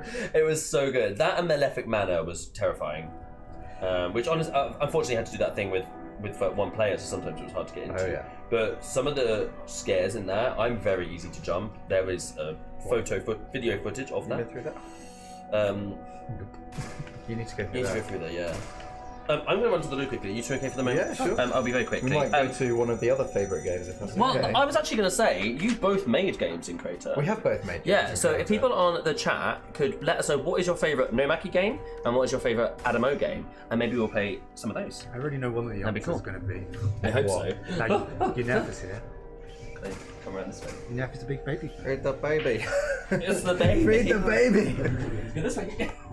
I knew it. I need We're just going to have to go. But yeah, we were trying a bunch of stuff just now as well. Just before Yeah, we got were on just stream. playing a bunch of games. We did play a bit of Feed the Baby. Serial says Power Run. And Hyperion. Nice. I do enjoy it. Yeah, Hyperion was good. I lost a lot of hours to Hyperion. I'm really proud of like Hyperion for that. It's like it was a fairly simple thing. I just thought up and we just made like ever one was evening, cool. I think. But it has a lot of replayability. It was Some quite people cheap. went hard on Artifacts Adrift, didn't they? Yeah, I mean, I think at the time when I looked last night, I think the top person on the leaderboard has gotten like something over 10,000 artifacts, which I can't even imagine how much time they must spend. That digging. wasn't the money. That was the number. No, of... that was the number of stuff they dug out, and you know, sometimes it was pretty difficult to find stuff in the floor. Yeah. Dig, so Artifacts Adrift has actually come up twice now. Orbital Twilight as well. Ah. You never really finished that, No. did you? But it was We- going quite well. It was cool. So that was quick, yeah, because that was the one I built before we launched. So we were trying out a bunch of different systems. That was trying to make the asymmetrical RTS FPS thing. Yeah. Yeah, that was it. So the idea was that you'd kind of like a natural selection. I don't know if you played that at all. Sort of the same concept where you had a bunch of people would run around first person view, playing a normal FPS game. I'm also trying to they have one person who's like an RTS commander for each one. Yeah. But yeah, they didn't quite work out in the end. But I've come back and all I can hear is alarms going off. He's still going on alpha. He doesn't want to. I'll go this way. It makes more sense, doesn't it? Rather than disrupting Ascent. Russ. Or Ascent. Oh. That was your one. I think that was that cool. I think despite that being the smallest one in the thing, that was my proudest game. That is was nice. the first game I ever played in Crayta. Is it? I was looking at the job and I turned on the game and the first thing that came up was the Ascent. That's the first game I ever played. Ascent followed by, I think Alpha was actually up there. I think Alpha might have been like my, at least on my first working day, I think I played Alpha. Yeah. Ascent and, what else did I play? Well, that makes me joyous. 'Cause It was, yeah, I can't remember. Well, I joined, I'm 2 years as of this week. I joined Unity Games March 2021. Congratulations on 2 years. Long 2 years. Okay, so we've got quite a few there. Wow, Yeah. Jesus. Okay, so I've got so many great memories of Crayta. I'm so sad it's closing. Trust me, we are too. Yeah. you should give power. Oh, so apparently you've We got can to get power yeah, you got to on, get yeah. the wand and shoot. Oh, anyway, that's okay. Okay, So so try and what are we doing? What are we looking at? let's go with power. Power Run. Good one. Adam's games. That was a good It one. was a little fiddly to get the controls right. Yeah, yeah. Once you got the we hang tried of to it, get I think it was quite fun. So we've got Harrowing High Hub Game. It's one of the favourites of yours. That's yeah. all right. Got Take it out of that. the I box. suppose that's legit. I like that one. And Nomaki's Artifacts Adrift. Orbital Twilight. Remember that one? Yeah. Bloody hell. Artifacts Adrift again from Wes. Yeah, that was popular. Costco mentions your packages again. The Ascent, one of the first games I saw in Crayta. Yeah, again, same. The simple packages. We can't play the simple packages, guys. It was supposed to be something. We can go to Dialogue Tree Showcase and play the example. Do you know what? That We're is not how doing- we we are celebrate not Crayta. Always like Power Run. It inspired Dynamite Dash. Oh yeah, I really yeah. wish you'd gotten that game too. Oh, I haven't played this game in so long. You have to be like more in the middle. I think that was the fiddly part. You can only jump from near the This is middle. like a pretty good technical achievement for spinning things around. That was quite fast. to do. You spun the world, right? Yeah, I spun. No, I spun this. Yeah, the track. The track. Yeah. Because you couldn't spin the player or change gravity, and also trying to make it like single player. So there's actually 4 simultaneous tracks that will run if all 4 Oh people yeah, are you in. did, didn't you? And not object pooling because obviously this is way too much to spawn like live. So having these things properly dynamically pulled was quite. Do they disappear as soon as they go past you? Yeah. So there's only about 4 like sections of road in total. Oh, As soon as they're behind you, they're They're put just back gone. into the pool, and the coins are pulled as well. Oh, cute. It's really clever. It's really, really clever. What I really liked, a little subtle touch. The more coins you pick up in a row, the higher pitch the sound goes. Which was just a nice little touch. Yeah. We've got your. Just wanted to call that out. I don't know guys. if anyone ever noticed. Oh, what better way run right now? Ray Ob says, my first game that I played, I think, was Huddle for Warmth. Oh yeah, wow, that's That a was throwback. quite enjoyable. That's one of the ones that was nice. One of the ones that was made before Crayta launch, wasn't it? So it came out like as a launch game. We have some confirmation from off Yeah. camera here. And anytime someone said, "What's the biggest world you can make in Crayta?" we were like, "Have you seen Huddle for Warmth?" That was one of our like indie titles. Yeah. sort of Oh, before we yeah. launched. And then the other one that they mentioned is Super Doom War, which again was indie titles as well at that time, wasn't it? Yeah. Because Spilt Milk has been with us since the beginning. Yeah. Oh. There you go. Look, we copied all of that for Dynamite Dash. 4 tracks, object pulled, everything. Nice. Actually, I should have made that easier and just made it remixable, shouldn't I? You couldn't do remixable when I Yeah, did you Power can. Run. Yeah, sure. Play my own game. Ooh, Play it's my not own very game. That's long not the cable. point. Yeah, sorry, it's not the longest of cables. Oh, do apologise, everyone. I remember this game being too easy. Vilva, Yeah, I do. you are the most cocky. I love how Vilva gives like That's allowed. feedback in the guise of just saying like, do better. Like, it's like That's allowed. No, You can say it's too I, easy. I have so much time for people who say things as they are. I have a Yeah. lot of time for it. Old timers here, says Phil Mills. The old timers. Oh, Tomback says, I can play simple packages if I want. You did not win there. No, I didn't do well. I thought I turned, but I don't think So I actually choices. pressed I'm going to mention one that I think a lot of people may not remember is actually you, and I think you know that I was going to say this one. Novaki is Hyperion. it. Oh, that was mentioned. Was it mentioned? Did Yeah, someone it mention was Hyperion? somewhere in the comments. That's. I know it's such a relatively simple concept, but so replayable and so easy to do. I know the amount of times people were like, "We want more maps." Like people wanted more. Like, Yeah. But you sort of got around that by doing it changed every day. So the course itself didn't change, but I did make a like an extreme mode, so like another separate map which was all monochrome and stuff. Oh yes. There was then every day the items would like sort of rotate a bit or move around a bit, so that was always the different path to go through. Mhm. Which I was quite proud of that. I don't know if so the way That again was I think when my first day of work. I think I played that. I think it was like I joined a squad test. I think on my first week.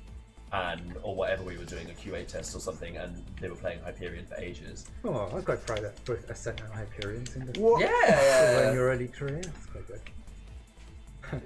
you were my first experience. You were my first experience. You were my first. Okay. You broke my Crayta virginity. With Ascent actually. There was because I think I first made Ascent way back. I think it was like 6 or 9 months after I first started here. Mm-hmm. Like back before Crayta was even an alpha sort of thing. Mm-hmm. As Oh my god, Adam, Jesus. I think we were Yeah. trying to experiment with different sort of game types we can make to see how we could push the engine. Yeah. And I made that initially. That seemed to go so well. And I really liked the sort of story that I wrote for it, so we decided to remake it. I think when we first launched, there was a couple of streamers that were playing Crayta and someone played Descent. Mm-hmm. And as I got through that sort of center of the story, they were like, "Is this guy okay who made this?" It's like, oh. Oh, yeah. Is he alright? Oh, Oh, that what's the he big- sorry, I do? paused it. Oh, you paused I it? added- Ah, no, it's it. Oh, okay. I added a pause as well. You're quite good at this game. Yeah, well, I the played it. amount of time that's Well, played yeah. this. I mean, oh my good lord, no, it's over. One more life, one more life. God, you got one more life, one more life. I also looked at archaeology game, wasn't that by my name? Yeah, the one I mentioned earlier, Artifacts Adrift. Yeah. Um, Oh, no. That, Actually, I think we should go to Artifacts Adrift because you've unlocked it all, haven't you? I have. I think we should Actually, go have a look at that. that'd be And nice. actually, I didn't mention a comment earlier, but someone mentioned earlier saying just to send their love to Maggie earlier. UNAF said it, and they said they miss Maggie. as I say, because Artifacts. And because they wrote all the you go. text for this game, yeah, right? so this holds quite this game holds quite a little bit in my heart. Mm-hmm. It's, I made it mostly with Maggie, so I did most of the sort of programming and then the development design stuff, and then we wrote all the description. So if anyone hasn't played Artifacts Adrift, it's sort of like a digging game where you dig into a pit to find artifacts, sell them, get more money, buy a bigger giant pickaxe, sort of Big thing. giant pickaxe. But as you were going, there was a persistent element in that for every artifact that you discovered would go and unlock into this museum, and it would have like a little plaque where you could read a little description about it and that sort of thing. And my wife actually wrote all of those basically, and it was really nice working with her on that project. And we worked together a lot on. This is the first time I attempted to actually sort of design a progression system in the game. So I had like spreadsheets that were full of like, depending on like how many you could solve or how many you could like sort of collect per hour, how much money you would get, and sort of give a progression curve for how quickly you can get through the game. That was surprisingly fun. I thought I wouldn't like living in a spreadsheet, but I did that. I probably spent like a week just in a spreadsheet alone. I think that me personally, like the one thing that will keep me coming back to a game is yeah, there it is. It's just mining these days, you just got to wait for a little bit, let the ground. I think it was like a game could be as fun as it wants, but I'm going to come back if there's something to unlock and something to like that I can be like, look at this, look what I did. I think this was such a fun game with the added addition of having that museum of things that I could read and feel like I've filled the space out. Gave me very Animal Crossing with the bugs and the stuff like that. Like I did not do anything on that game except collect bugs and give things to the museum. That was all I was doing. This was this sort of test. No one's gonna see it, but it would just be like, look. You see it, and that's all that matters. Exactly. So it's actually, I made this for the Global Game Jam in 2021, wasn't it? Okay. And, originally, actually, it was going to be way more complicated. So as you were digging, like say it was going to be like a skull or something, you'd have to fully excavate it so there's no more voxels touching any part of the mesh. Then you'd have to like carry it out and find you find a marketplace of museums to sell it to, and that sort of thing. I was just, no, dig it out, Feature look creep. at it, pick it up. I remember working with you on this a little bit because you were like, Adam, how am I going to check if there's a single voxel intersecting anywhere on the object? And we came up with some solutions, didn't we? Like a trigger box moving to check the different collisions, but it was easier just to let you interact and take it out because it would have been so hard to dig all the way around something as well when it's a big object. Shrath sends his love. He's getting some lovely Alabama spring weather, he says, which probably means tornadoes. Nice. So he said, Shrath sends his love and says we have a hope he has a lovely stream. And what might jump into the game, but doesn't have anything does not have the internet capacity right now for streaming. Yeah, I love this museum bit. It gave yes, so right. Okay, so I haven't much seen depth. this yet, so I really wanted to. Oh, I don't know if anyone caught the Easter egg. So under the sorcery. under the swords and sorcery section, there is. This is fun writing it. How much stuff did you put in this? Like, no, so this sword. Yeah. And Mystic Vale's swords rarely come without a story, especially if they were forged by blacksmith families with a background in sorcery. This particular sword is one of many imitations of Chitra's tears. Legends tell of Chitra weeping as she forged her blade in preparation of the coming of the carrion horror. After she sent the demon back to meet Hala, she left her family's force to join the Nightfall. You thought it was a nice game. I was but like, it's just the baby. it's a really nice moment. It's Meat Baby. Does everyone on stream actually know what the Meat Baby game is? Should we play We're that? just doing I feel we might have here we to, go. yeah. So what are we on? How many of these are there? So wait, have a look 2 around for hours. me, because I don't think I ever... Yeah, we beat 250,000 artifacts. have been dug up 250,000. by everyone. That's quite impressive, actually. That's a lot. So yeah, I don't think I got Here's past Magpie. Oh, Magpie. So cute. Like, pit level 12! oh, this is a cool bit of UI. Look at that. It's almost like... Highest earner, 4.6 It's almost like that's your job, UI. 10,000 artifacts. Excavator. I like how you get to a whole number of hundreds and you're like, I love That's it. I love how so Excavator is someone that we don't have that account anymore. I assume it's a Stadia account. Yeah, I maybe. assume so. Yeah. But I love sometimes when I go into games and it'll be a user that I've never seen the name of before, but they're like way at the top of the leaderboard. I'm like, you've clearly come along, found the game for you in Crayta, and I've just like, that's what I play. I think top of the prop hunt leaderboard was someone called Clay Jar. Yeah. I've never seen them in any other game. Clay Jar. Oh yes, they- yeah. Isn't that one that you had as well for Canyon? There's something like DC-22, what's 3,000 this? wins. What is the DC-22? I made so this is like a. Oh, you just I was made like, make one that's based on like the SCP Foundation. So made a whole catalogue of creepy otherworldly stuff. It's excavated by Adsbagball. Well, no, it wasn't. This is so cool. Yeah. I literally like the fact that this game was this deep. Get it? I only got to like level 3, I think. Oh yeah. I think I got to I didn't get out of Ancient Civilizations. Actually, no, maybe I got to 5 in the end. Actually, I think so. I balanced it in total, so it should take you 17 hours to get all the way to the bottom and unlock everything. that's not that bad. Which isn't bad considering when I first released it. I was like, "Whoa, 70 hours sounds alright." 70. Wow. Wow. That didn't work out too well. That didn't work That's out. not a well. lot. Because we written and built all of this content and then no one got past this, so I was like, I'll probably better reduce it a bit. Shrathina says, yeah, he's got tornado, thunderstorms, and possible flooding, the usual. Okay, because we're coming up to the end of your thing, but we're going to go to the meat game. Okay. Let's The go to Meat the meat Baby game. game. Meat Baby game. Just wanted to say thank you to everyone at Crayta. You were the first game to recognise me as a small creator. and for you to send me an Ultimate Edition to showcase, I appreciate so very much. Wow, that is back in the days when we were giving out the sort of editions and such. Thank you, Zuki boy. That's really, really lovely to hear from you. I'm gonna miss this game so much. It's the game that originally brought me back to playing video games when it was announced. So I'm not laughing at you, I'm laughing at... But when I played video games, when it was announced, I switched to Stadia as my main platform. RIP Stadia. Thank you, Devin. That's really lovely. Oh, honestly, these messages are so really, really wonderful to read. I just asked, will you remake a similar experience in Horizon? Were you referring to the game we were just playing? Because it would be cool to see if like some games that were in Crayta appear in Horizon at some point. That would be quite... What, like Artifacts Adrift? Or the baby? Or the baby! I'm sure this would be great in Horizon. Yeah, we can make the baby. When I say we, I mean Do not we. approach the baby! It is I'm about to say something really controversial. Go on. dangerous. I've never played this game. Ooh. I've never played this. Now's his chance. I've played Meat Runner. AJ, Well, okay. AJ, do you want to play? Do you want to Oh god, okay. Right, what do I... So I collect So- the bit of meat? So left trigger to sort of pick things up and drop them. Okay. Right trigger to fire them. He demands a certain type. It's a baby. genderless. Genderless. It's a genderless baby. Sort of a shapeless blob. Wait, can I do... You need to like press aim again to make sure it aims at the baby because it sometimes goes to What? idle. Ah! Where's the fruit? Oh, this one. No, mine.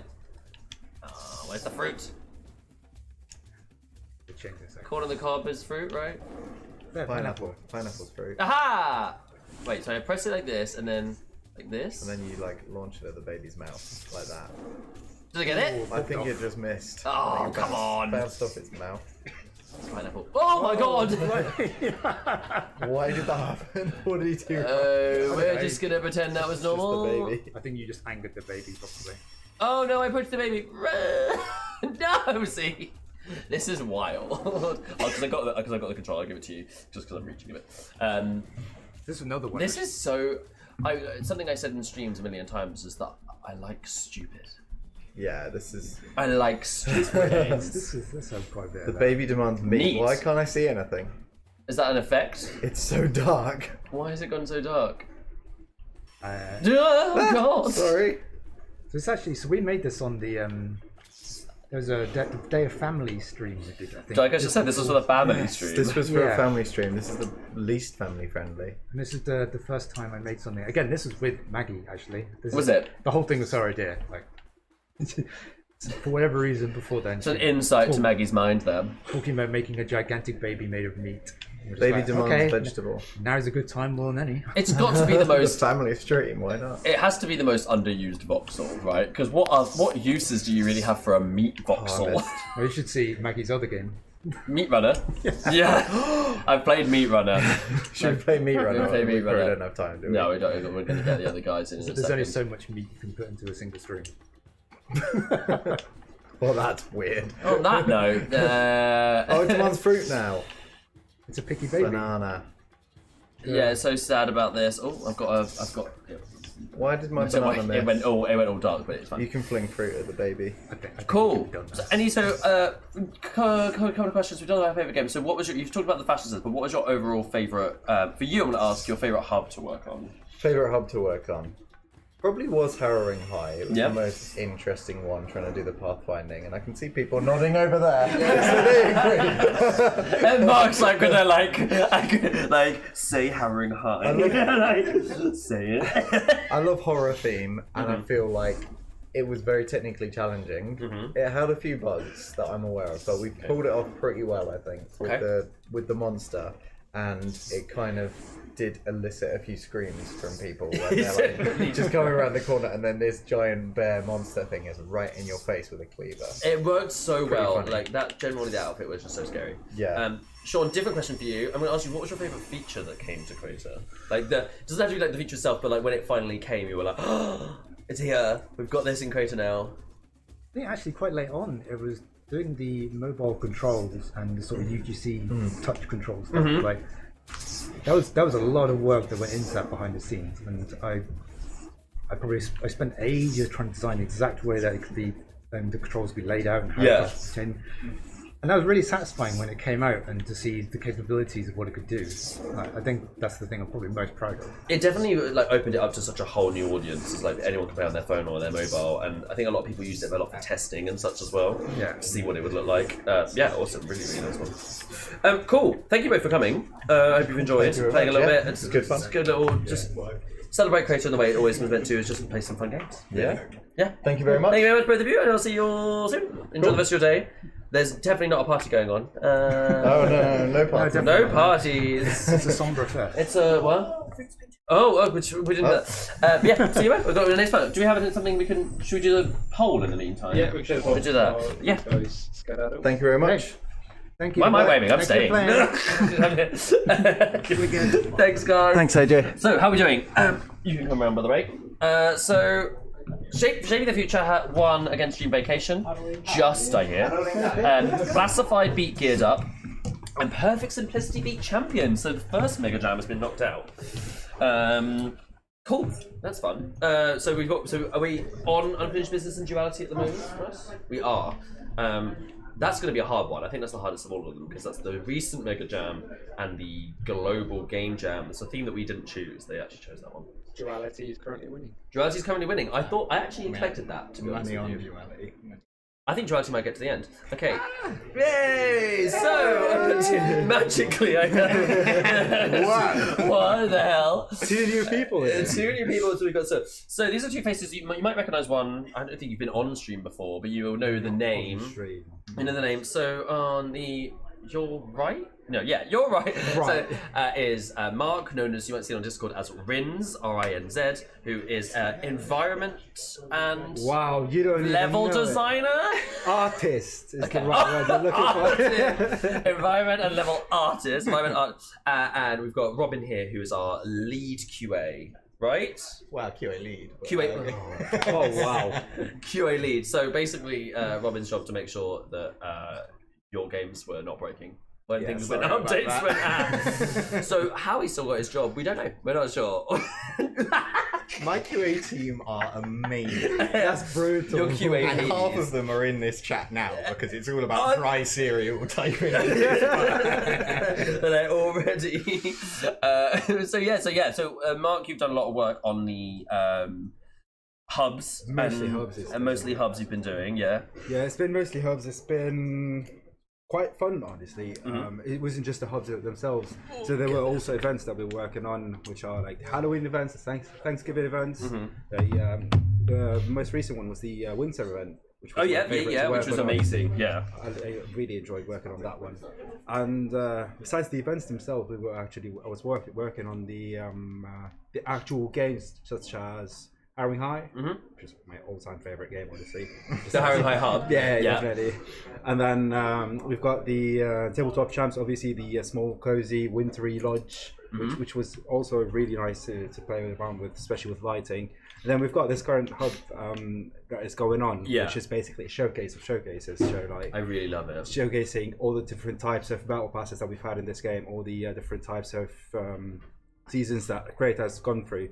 And that was really fun working on these small dioramas that basically showcase everything about the game itself. Yeah, they're really nice little spaces, and it's really nice to see them all together. Yeah. Because often people do just run with a theme for a game, which obviously makes sense. It's cohesive. They were made for that kind of reason. So to actually see everything sort of laid next to one another it's really, really cool to sort of see how different everything was. I do have to put forward, Harrowing High wasn't the best hub. This is the best. You think this is the best hub? Is this your personal The favourite? amount of time I spent playing chess against Adam right here, getting all those bugs sorted. Absolutely brilliant. Getting all the bugs. Like, I love the we talked standards. about in the last one about how someone was like, "Oh, you haven't got the en passant rule," and we were, at that point we were in the knowledge we're about to tell them it was. We're like, "Oh, we're really gonna do this." I think my favourite mini area that you've made is the Cursed Galleons one. Definitely my favourite as well. That's my favourite. That's literally the first one I started with, actually. It's really cool. It's just got so many. Considering how shallow it is, it has so much depth. Yeah. Like it feels like it goes on forever, even though I know it ends at that wall. And by that wall. Yeah. What was the first one that you worked on? Because you were quite... What, first hub? Yeah. first hub it was Harrowing High actually. Before that, I was my introduction to Crayta and everything was basically working on Summer Sports, the game. Do you remember that one? I do, yes, with the The islands, then where you teleport from one island to float on the floaters and stuff. So that was basically my kind of introduction to Crayta. And my first actual assignment was to make the Harrowing High School and Harrowing High game. Which God, that feels like you've been here longer than that. That's wild. Yeah, he's still quite new. Okay, so let's get into a game. There was actually something I had for you, a specific one. So we talked about it earlier with Adam. As one of the most QA'd games was Sniper Arena. Yes, massively so. So, Massively. not. So if you could go to play for me. Okay, we go into Sniper Arena. No, we're gonna go. No, go back. We're going to search for me. So if I hopefully it will come up. But I'm sure he called it this. He might have done it as an unlocked thing. We now have Sniper Arena 2. Whoa! Wow, that's when did this come out? When did this come he's out? only just so it's unfinished. It's slightly but I really wanted to go check it out. I think so. He hasn't quite finished all the code in it. He was going to have rotating maps, multiple. So that was kind of the idea. So it's sort of very similar, but it's a really nice feel. And really, what I was like, we've played Sniper Arena so many times. It's like the go-to for testing. What was it about it that was so perfect for testing? It was during the latency checks, I believe, because we were trying to sort out performance, and it was just the level of hit scan, first person shooter. You know, you shoot someone and then you have to wait 5 seconds to see them die. That's what we were. Hey, I just killed you. Oh, I did. Also, it's the most beautiful one because obviously we wanted to get as many players into a game as we can. Yeah. And pretty much everyone in the company knows how to point and shoot, so we got everybody in. Yeah, they might know how to make a game platform. Doesn't mean they know how to play. Yes, a game platform. That was something we realised. It's artists, isn't it? pretty much. Yeah, artists don't play games. No, don't say that. So if you could go for me, if you could go to where the share link is, Russ is going to type out code. Sorry, Russ. Thank you. We don't have the ability to copy and paste it over, but Russ is the tech god over here. I have noticed a few of my QA sitting around like Natalie. If you want to come and join us in this game, please do. I told them to keep an eye out. Did you? Nice. There we go. All good. You can close it now. So yeah, I'm not sure if there might be some real bugs. He has obviously openly said that it isn't finished. It isn't working. It's aiming down sights. 100%. So it might have a little bit of like misplacement, or like the map rotation might work, but I really wanted you to see the new design of the new style of the map. I thought it was a really cool idea. I really love the people using this as lighting. Actually, it looks nice. So yeah, code is in the chat for everyone to learn. Strath says QA assemble. Come to me. There's that. Yeah. What I really like about this map that he's done is it's got a lot of layers to it. Like verticality. We've got a lot of verticality in it, but also feels quite. Oh no! Oh, it's got a spectate cam on. Was that on the other one? I don't think it was it? I think you just died and respawned. Oh, maybe, yeah. Maybe. I think you just died and respawned quite quickly. Yeah. Oh. This is the kind of game that we were very much like, we want a game that is actually gameplay, and this is heading towards that sort of, arena shooter standard, which most of our developers grew up with because we've got a lot of old developers. What I also was really interesting about the first Sniper Arena is I think Iceland just kind of made it as a I just wanted to recreate a map that I loved. And just and it ended up being one of our most, without us even pushing it, became so popular with everyone. And it just became something that we sort of ran with in a lot of areas. So it ended up being on our Facebook gaming rail. It was a hub game for a while. And so it has, received a hell of a lot of plays because it's just, and also I find it really funny when just two people, which is rare for these kind of games. Yeah. Sometimes you're like, oh, it's just two, you're just killing each other. I was like, no, it's actually quite funny. There's a level of skill to it. It kind of became a different game. And also the re-release with every different asset pack. That's a great idea. I would have loved to see. Oh yeah, I forgot that he did that. Yeah, well, every for the season premiere, it'd have like a couple of weeks of a different theme, wouldn't it? And it's the perfect idea because you don't have to mess with any of the code or anything. Just jump in, fill tool or whatever, and move some stuff about. Yeah, I remember one of them. There was like a giant pyramid in the distance or something. During one of them, I can't remember which one it was. That does remind me of the oldest, obviously being here since day one. Well, not quite day one, But the old Sanctum games and the old mini games, I used to love a good puzzle game. Oh yeah. That was a Rust special, wasn't it? Sanctum was Adam. Yeah. That was I Adam. think we kind of put it together, but yeah, Sanctum was great. That was like the first ever game made in Crayta, wasn't it? Really? I think because it was we Yeah, used it to demo it. Right, go on, give Mark a go. Mark was telling me earlier he was like he doesn't know how to play consoles, so Really bad with controllers. Oh, I'm sorry. We Anybody actually judging wanted to me? have the mouse, but because we're playing on the TV, got no, it's because it's a TV, not a monitor. The mouse is just not calibrated, so like the mouse wants to be like over here, so you can't quite. We wanted to have it, my so God. so we go. There are some games, unfortunately, we're not going to be able to play. I got one. There you go. Blame tech support. Blame tech. Whoever's modding this. Yeah, I don't know who that is. nah, wouldn't trust him. This is actually fun. Yeah, it's a super. I really like the design of the map. It's a nice. I like also he's used like a kind of either a fog or a smoke effect It feels like it's going a outside the fog. windows to just like not you, so you can't see past it. So it feels like the illusion of it being quite far away. Obviously, we all know. I actually love the use of these particle effects. Yeah, Up there. the nice light. It's the headlights. I The recently first used person I these. used them in that way in a really cool is Little Creator. He did this like builder base Yeah, I parts, think and I've each seen part had the lighting up like that. It was really beautiful. I might show you that in a bit. It's quite actually. nice. Kind of a design of it. Yeah. The last time I've used these, it was in the. What are you gonna do, Mark? You're gonna. I'm dead. I thought Mark was ready to be like, Just punch him.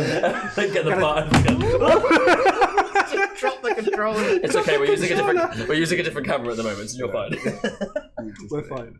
You don't see what Let's anything plug it happened. back in. Yeah. Although I will just give a shout out, obviously, so we can see 2 of my QA. In fact, I think 3 if Jonathan is Oh Jonathan. yeah. Oh, if Jonathan is Jonathan. There's a lot of Jonathans out there.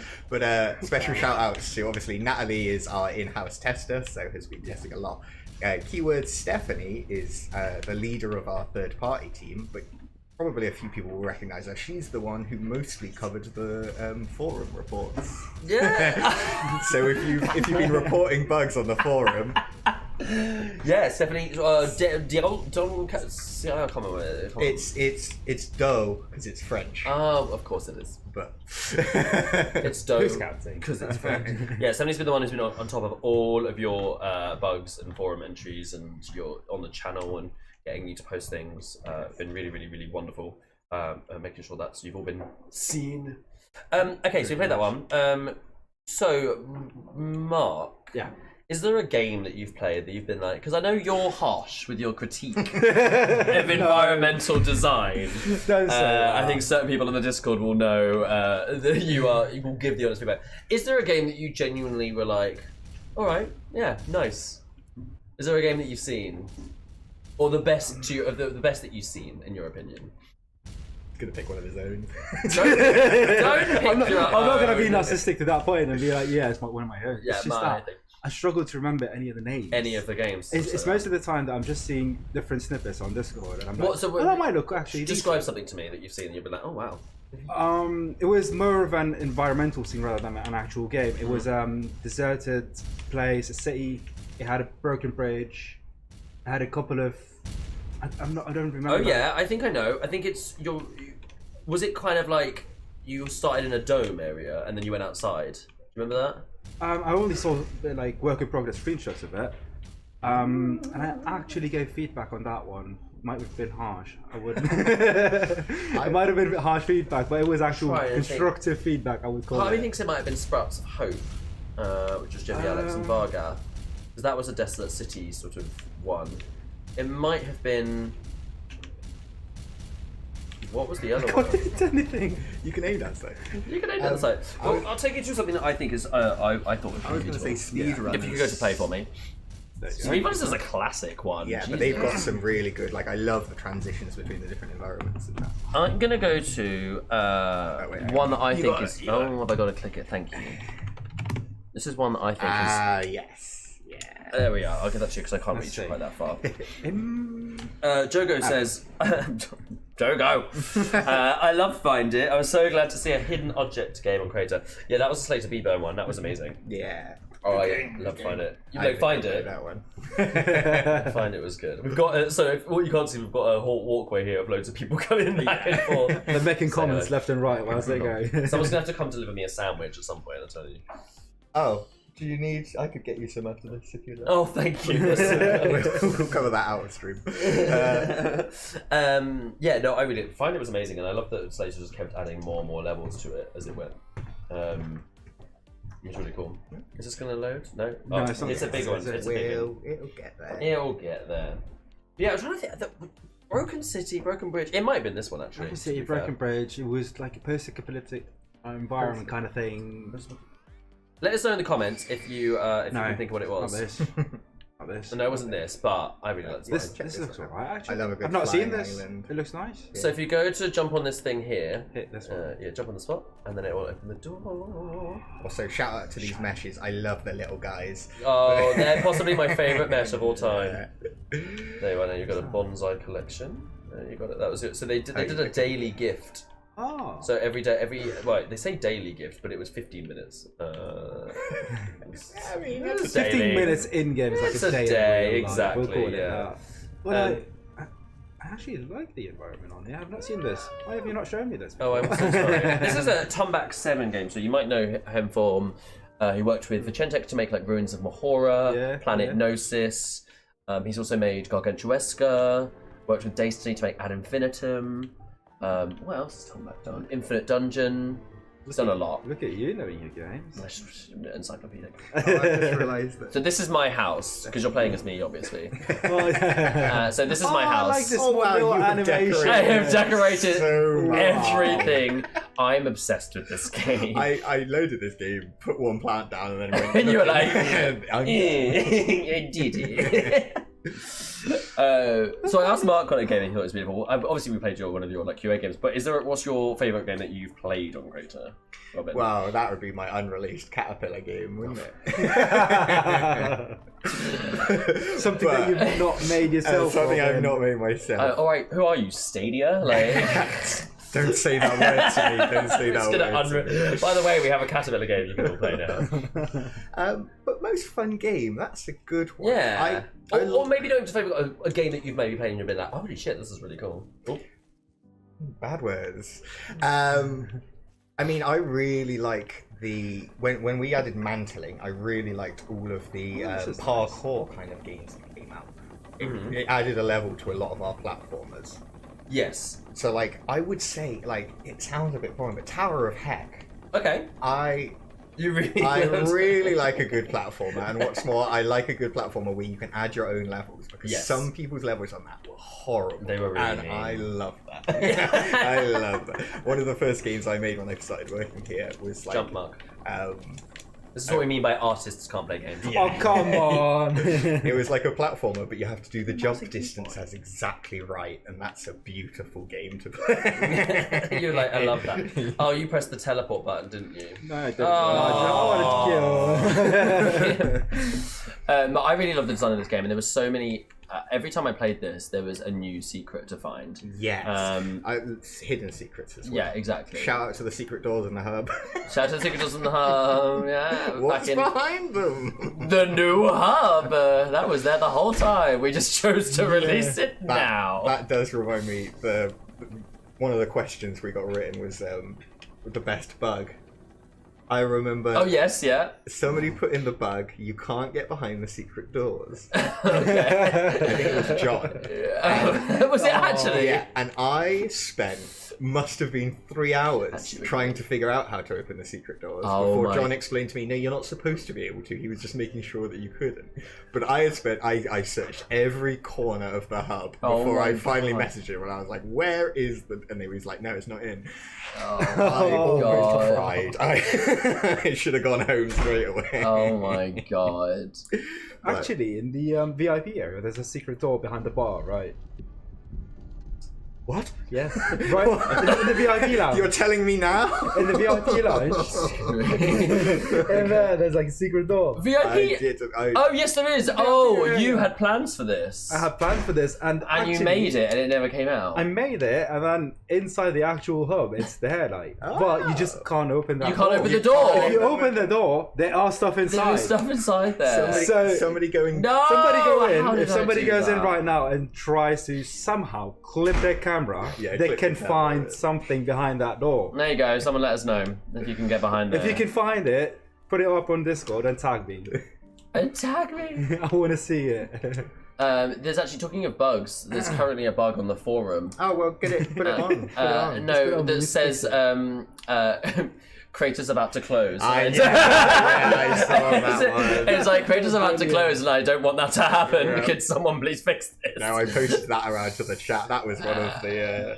Was that dry cereal or was that Dry cereal? Coast, Dry yeah, Coast. it was Dry Coast. That was quite. I appreciated that. And every time someone says like on the Discord, they're like, "Oh, I'm really sad that this is happening." He'll be like, "Well, if you want to upvote my feature request, it's just here for you." I've got a new wall. Oh, no, are we going to play redecorate? We're gonna play We're just gonna redecorate. redecorate the whole place. Oh, no, so I don't like these books. Let's put them there. There you go, trees. There's a message in chat from Mark. Oh, hello. Oh yeah. And Mark, I am. Is that your Mark, I am so proud of you. Go, regards from all of you guys from Lebanon, and this game is the best. Oh, that's so cute. Mum and a saw. That's I didn't tell my mum I was going to be. That's so cute. Thank you for dropping by. Yeah. Your son is the worst. I definitely am. 100%. Absolute pain in the ass. No, okay, he's adorable. He's What's so her lovely. name? Sorry, is Angeli or Yeah. So what did you say? We're gonna play. You wanted to play Tower of Heck because you're gonna show. This is where you're not very good at them. That's the problem. Oh, come on now. I'm going to destroy Tower of Heck. Oh, that doesn't sound right. That was very. But again, I also love the idea that anyone could go into the editor and add stuff to it. That's like Crayta 101. Yeah, you could make. I'm holding boots. You are holding boots because I've got boots and a feather. So Oh, the good. boots make you faster. The feather makes you jump higher, Well, or I'm not- longer, lighter, whatever. I'm not gonna Gravity. Use cheats. I'm not going to use cheats. Okay, fine. I've actually played this game.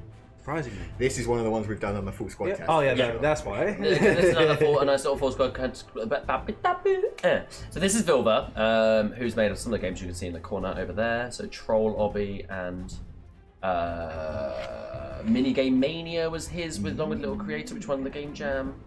Well, one of the winners of the Game Jam, because that was one of the ones that was the Mega. So we had five top winners. Yeah, it's a really simple. And yeah, what he did is that if you made a package and labeled it something, he'd add the package in. Yeah. And when you get to that level, it will tell you who made it. Yeah. Which is really cool. Luca says, my favourite thing about Runecraft decorating are all those spots you can lay down to rest. Yeah, it was like a really simple moment.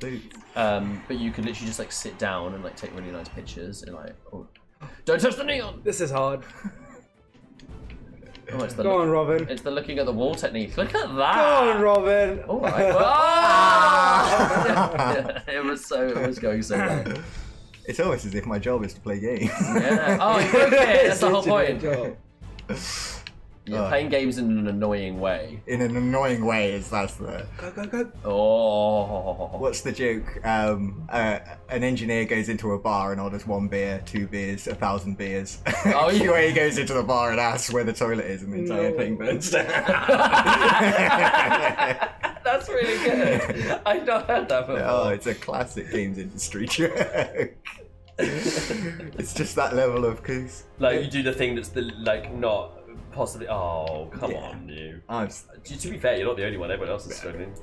It's it's that level of normally when you're playing a game, if you come across a bug, you kind of store it into your brain to not do that again. Yeah. And it's getting over that I've done it again. Jump! I'm dead. I'm talking too much. You're like, see, if I die a lot, maybe I'll break it. Yeah. I mean, precisely that, and it's just that idea of what would everyone not do? Oh, go backward. Definitely not. Yeah, you've got to try and play. You've got to sort of break your brain, haven't you? Like to be Yes. like, go the way the game doesn't want you to go pick up the thing. Oh, You're so bad at this. Do better. Do Oh better. my God. Do better. I'm often do whenever I come to the tests, and people say this at me because they think I'm lying, but I try to play badly. Yes. Yeah. Like, and they're like, Anna, you're just bad at the game. I'm like, no, like, I can switch it on if you really want me to. Like, I will. But no, yeah, try and play the game a little bit, like, as if someone who didn't get it. So not even just like the way that I play, but I'll be like, oh, how do I do this? Or what do I do that? And it's like, because if I didn't, not normally a gamer, I wouldn't know otherwise. Oh, come on, I'm gonna Mark. break this. It's a constant. Don't you dare, that's my controller. That's why I'm like, just very. What? Oh, you've got the feather, so you can jump forever. You can fly. Oh, can I just fly? just go.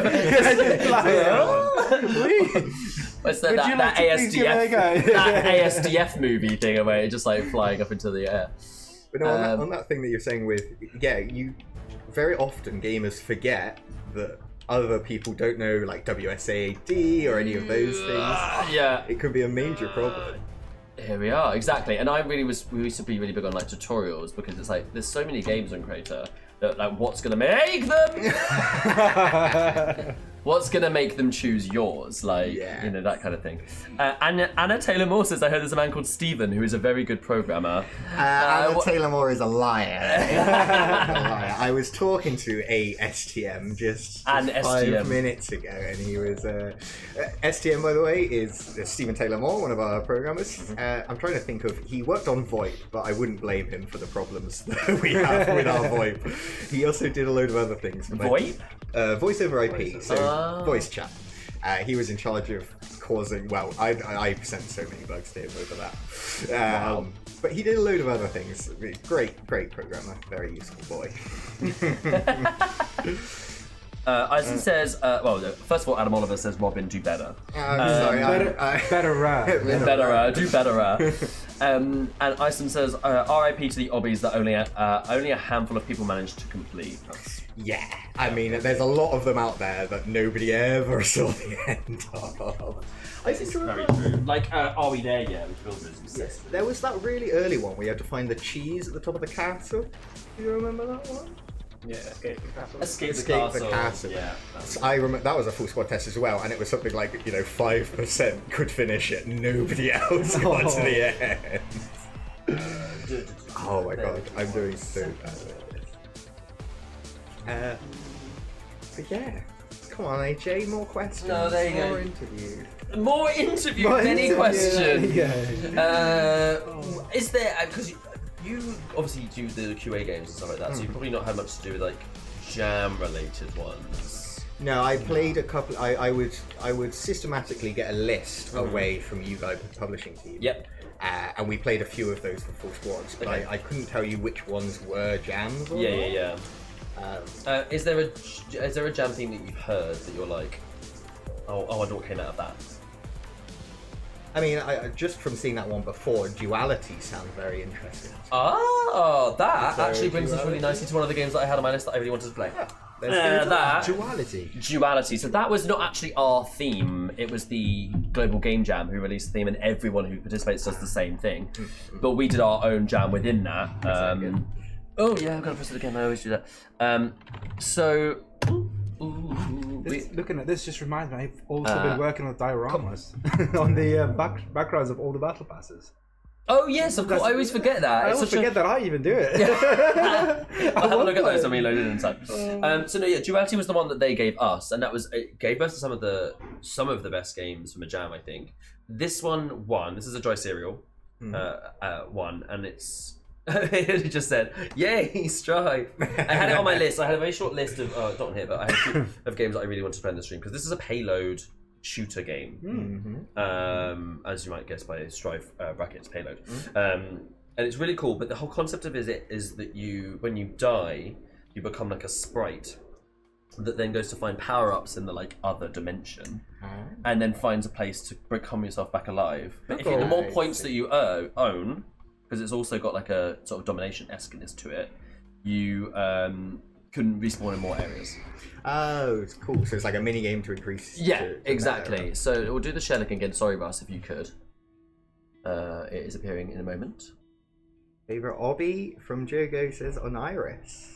I love that Jogo's just unpromptedly just being like, it? "Did you ask me my Sat favorite?" Yeah, he's like my fave hobby. You ask? I'm like, no one, no. Did we? Thank you. As you've done. Cool. Oh, thanks for the thumbs up, Rod. I want this game. You want this one? Okay, so we Oh, got. look, that person's verified their email. Wow. What a shout out. Wait, how do you know? Jogo. Jogo's face just appeared in the corner of I eyes. think, at least, or maybe that's one of the other variations, but I think that's the outfit you get for verifying your email. I think it is. Generally, those agent-esque ones are some people's most favorite outfits. So So agent, branded agent, and whatever that one was called. Yeah, see, look, there you go. Slaying's in the. We got 30 seconds. I'm gonna make myself look beautiful. Oh, go on then, go for it. Oh, why'd you use the elf? I always use elf head. No. Oh, fine. cutie. Also, why am I not a lady? wow. Okay. Okay. Alright, and then outfit. What We're outfit we going going for for? We don't have this much time. Oh yes, god. we do. Okay, Yes, fine. we do. Wait. We actually probably do. We'll spawn and You've got all everything. the haircuts. Look Well, at everyone has you. everything. Oh, of course. Yeah. In fact, I was there. Yeah, I did that. Oh, I didn't You're gonna pick change an outfit? I didn't No. pick an outfit. So You I did want test that feature, right? Yeah. kind of. Yeah, well, everyone's got everything now. Have you tested that? Yeah, this is the one. Operative, Yeah, yes, it was. Okay, we're doing now. nice. Look at now us. I'm gorgeous. Now I'm stunning. This So yeah, is so you've got two weapons. You've got a blunderbuss short range, or you've got the crossbow, which is the longer range one. Names. John, where words. is your auto aim system? Oh, Wow. yeah. That's another good shout out. The auto aim system that John, this is John Payne, our head of development, built. Absolutely game changer. I could not hit anything before. It really this. did. Like I almost forget that there was a time before it. Yes, there were so many things I forget there was a time before. Mesh scaling. Okay, so Wow, you can go around that's a here big and you one. can see all the ones, and it's like a give and take, right? So you've now got more damage on your weapons, but reduced health. I see. Reduced health, so you got a lot of health. Then what you do if you look around, you don't want to take too many, otherwise you end up dying. yeah. So look around, you can see if it's you see where it says armory on your like HUD. Yeah. If they're green, you can respawn there. Ah. So you can go to the we knights. That's nice. It's a lot of fun controlling this ball. The little sprite. Do you know what it reminds me of? You know, like in World of Warcraft, when you'd have the little sprite balls that were like Wisps. wisps. That's the word. Thank you. They remind me of wisps. Yeah. It gives me that kind of, which they were people's ghosts. So that makes sense as to why I don't think. He's on your side. Yeah. Oh, are they good? I thought they were the tree. No, I think Go to the payload. Look where the purple thing You is. got full damage, didn't you? You do get full damage. Yeah. Oh wow. To stop people being really. Oh wow! I think someone did it as a. anymore. I think someone did it as a package, and then everyone was like, "My game needs full damage." Hey, we got a kill. We got a kill. We're going good. I don't know. Right? Who did we kill? I don't know. No, anything that isn't part of the standard game, always I'm like, oh. So when you're pushing the payload, you heal whilst you're close to it. Oh, X. So it's proper TF2 rules. Like it. Spend Oh, some it was time. Serial. He released the full damage as a package, so everyone started using Oh, that. nice. We've got some hellos from people. So Tractor Tank and World Cubes. Hello. Actually, speaking of environment design, those two, some incredible things they've made. Really huge cities that just looked really good. Anna Taylor Moore is asking about. I've always loved the designs for the Halloween season Horror High School, but what's the inspiration and story behind it? Oh, do you have any inspiration on that? Well, if you stick around, we've got TAC coming later. TAC will be able to, but can you speak anything on the Harrowing High season at all? On the Harrowing High season, I've not been involved in the assets that have been made. I've only been involved in making the school from the assets. So there was an idea that we're going to have different styles. So we're going to have a horror version of an object, and then we're going to have a normal version of an object. So me and Annabelle, we just sat down. We were like, we need to create a game out of that. And then we created a concept of whether, like, when you're in the school and when you've got lights on, everything's nice, nothing's horror, you don't have the tendrils all over the place. And then when lights go off, then everything just goes into horror mode. So I took that concept into that school, because obviously it's a school. So, and then we made the whole level, and then I started blocking out the whole thing. Obviously, started from white box, just having a playthrough through it. And then when it just started to feel nice, I basically built the nicer version of the school. And then when it's all nice and tidy, there's nothing on the floor. It's just, and the cafeteria is just clean. And then when we got that down, playable level, everything's fine. We got the lights to work. Beyond that point, we just started basically having a switch between nicer version of the school, the Yeah. horror version of the school, and that's how we basically got I really like that duality to the season. Yeah, so capture this. If you stand near this, you capture it. I know that someone that I've spoken to, some people, it's very much like that 80s horror film, that kind of like Yeah. cheesy horror film style. So rather than like literal horror, it was more like like the mascot outfit, like Scooby-Doo-esque, Yeah, like yeah. kind of thing. Because But obviously it's Crayta. It's not like a realistic game. It's not like. But we need to stick to that theme. That being said, the teddy bear outfit was very scary. It was. the teddy bear outfit was Yeah, terrifying. Yeah. I was constantly panicking when that was chasing me. We could even buff into that. Yeah. We could do it in a minute, yeah. Let's see if someone's actually gonna. Yeah, look, Yeah, look, we've got where's the to win. payload? We're almost winning. Look at the Sorry, payload. I've not been paying attention. No, we're not. We're almost losing. No. I can't let this happen. I can't let QA. It's all about you. yeah. We'll get through this game. I feel like it's fair that we finish the game. That's fair. We've been jumping through so many. I think it's only fair. And you could always stick around. We've got Whackim is going to come say hello at 3 PM, but you are more than welcome to stick around. Well, I mean, we'll see. I'm sure Joachim's got lots to say. He's a big brain behind this. Big brain. But yeah. But yeah, this was I'm trying to think of some of the other games that came out of Duality. Russ, do you remember some? I just know Russ was like this. Russ was like, No. What? No. I remember Balance of Magic. That was a good one that I really liked. Was the Eldritch Champions? No, that was Champions. Of course, that makes sense. Do you remember Turn Right? Turn Right. So Turn Right was a stroke game where you basically had to control two balls, and they went forward, and you had to turn them. They would stay. Oh, in... like a monkey ball sort of. Yeah, but they would stay in the same place, so you had to twist them at the right time to get around the objects. So they would do this basically, and that was really cool. That's a really nice game. Yeah, that makes me think of the one shame. I mean, I wish we had a lot more physicsy games. I love a good football physics game or something like that. Yeah, we had Future League, which I was going to play, which is a Mighty Code game. Unfortunately, he's not updated it in quite some time, and I hadn't checked it out. And I went to check it. I think a recent update to the camera has made it quite hard on the eyes. Oh, yeah. Have you still got the armory? No. No, someone took it again. It's because you said on stream. That's true. That is also true. It's a They're problem. sniping. Joshua says, who made the game, press the left D-pad if you're interested to see your scoreboard. Oh, hold it. There we go. Oh no, I think he wants the creator, so we want the. What are you doing? Strike Coast is. Yeah. No. Oh, So sorry. he was saying, press the left D-pad to see your scoreboard. Oh, I see. Yeah, see. 1 kill, 3 deaths, 1 capture. Whoa! Doing Still Games beautifully, has yeah. 7 kills. 8 kills now. Beast. Well, you know, they can't all be winners. There's a bullet penetration package too that no one used. Oh, that's sad. There are so many good packages out there that didn't get. Yeah, I think the thing about bullet penetration is that you have to have that kind of in mind when you're building the map. Otherwise, you can't just add it at the end like, oh, it'd be good about bullet penetration. Like, get him, yes. Oh, Is it 2 kills we now? almost got the win at the end. Are we gonna win? No, you keep shooting people. There's no one to shoot. There's no one to They're shoot. hiding in the Back that, bushes. back I that. think. Yeah. They're hiding in the bushes. They're hiding in the. In that bush, yeah. Oh, there is Yes, someone I told you! Somebody hiding in this bush. He's sitting in there. There they are! I knew it! Got him, got him, Yes, got yes. him, got him. Yay! Nice! Whoever that was. I played Whoever that was. Unayef, it was Unayef. Ah. I've played this before and I've seen you hide in the bush. That's a Oh dear. cheeky move. That's so Cheeky funny. move. Question before we go, we're gonna do a video in a second. But question for you, Mark, what was your favorite? You said favorite season was Harrowing High. Yeah. You want to say favorite? Or is that just your favorite hub? Do you have a favorite season overall? Like thinking about meshes and stuff like that. Honestly, I would say it's Strength and Sorcery. Yeah. I love that theme. I love the medieval theme. I love all the magic-y stuff and the castle and all of that. But when it comes to hubs, yeah, Harrowing High has just been close to my heart, honestly. Slaying says the same. Favorite season, Strength and Sorcery. Definitely Strength and Sorcery. And Robin, favorite season. Mechanical Evolutions. Oh, Okay. solid. Okay. Amazing name. Don't know who came up with that name. genius name. Luca, that is. It wasn't me. I think it was me. No. Oh, no, it was you. You came up with a. I came up with yeah.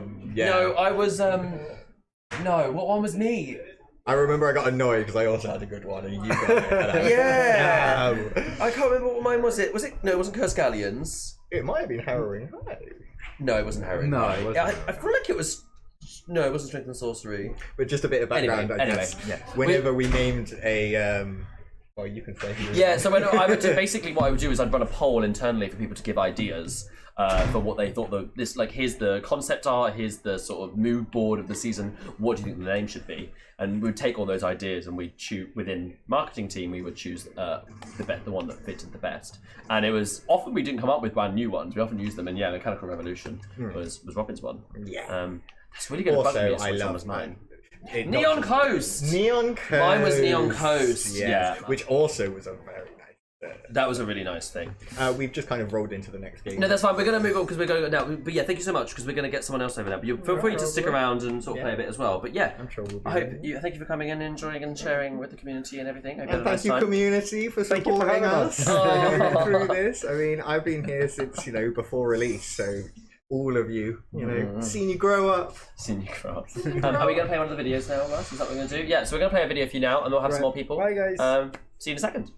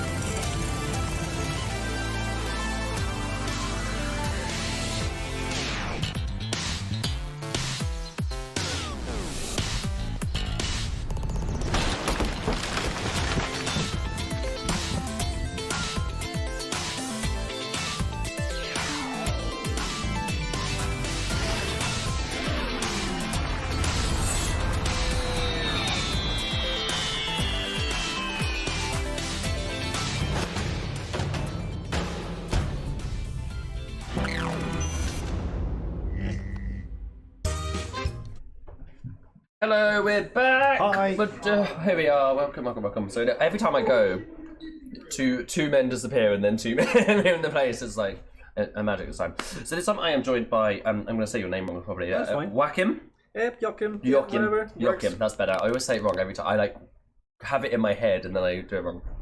So you're a senior programmer here. We've got Jogo, who is a marketing game designer, right? Right way around? Yes, I think so. It's really hard to remember. I actually have you written down. Yeah, I'm actually going to write it down, but I don't have you written down because you joined late. Yeah, welcome. How are you feeling today? Yeah, it's I mean it's sad, but it's also nice to see all the cool stuff people's been making.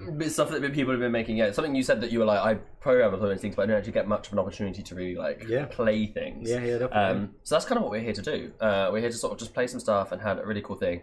Got a lot of people in the chat here who are sort of saying hello and doing bits and bobs.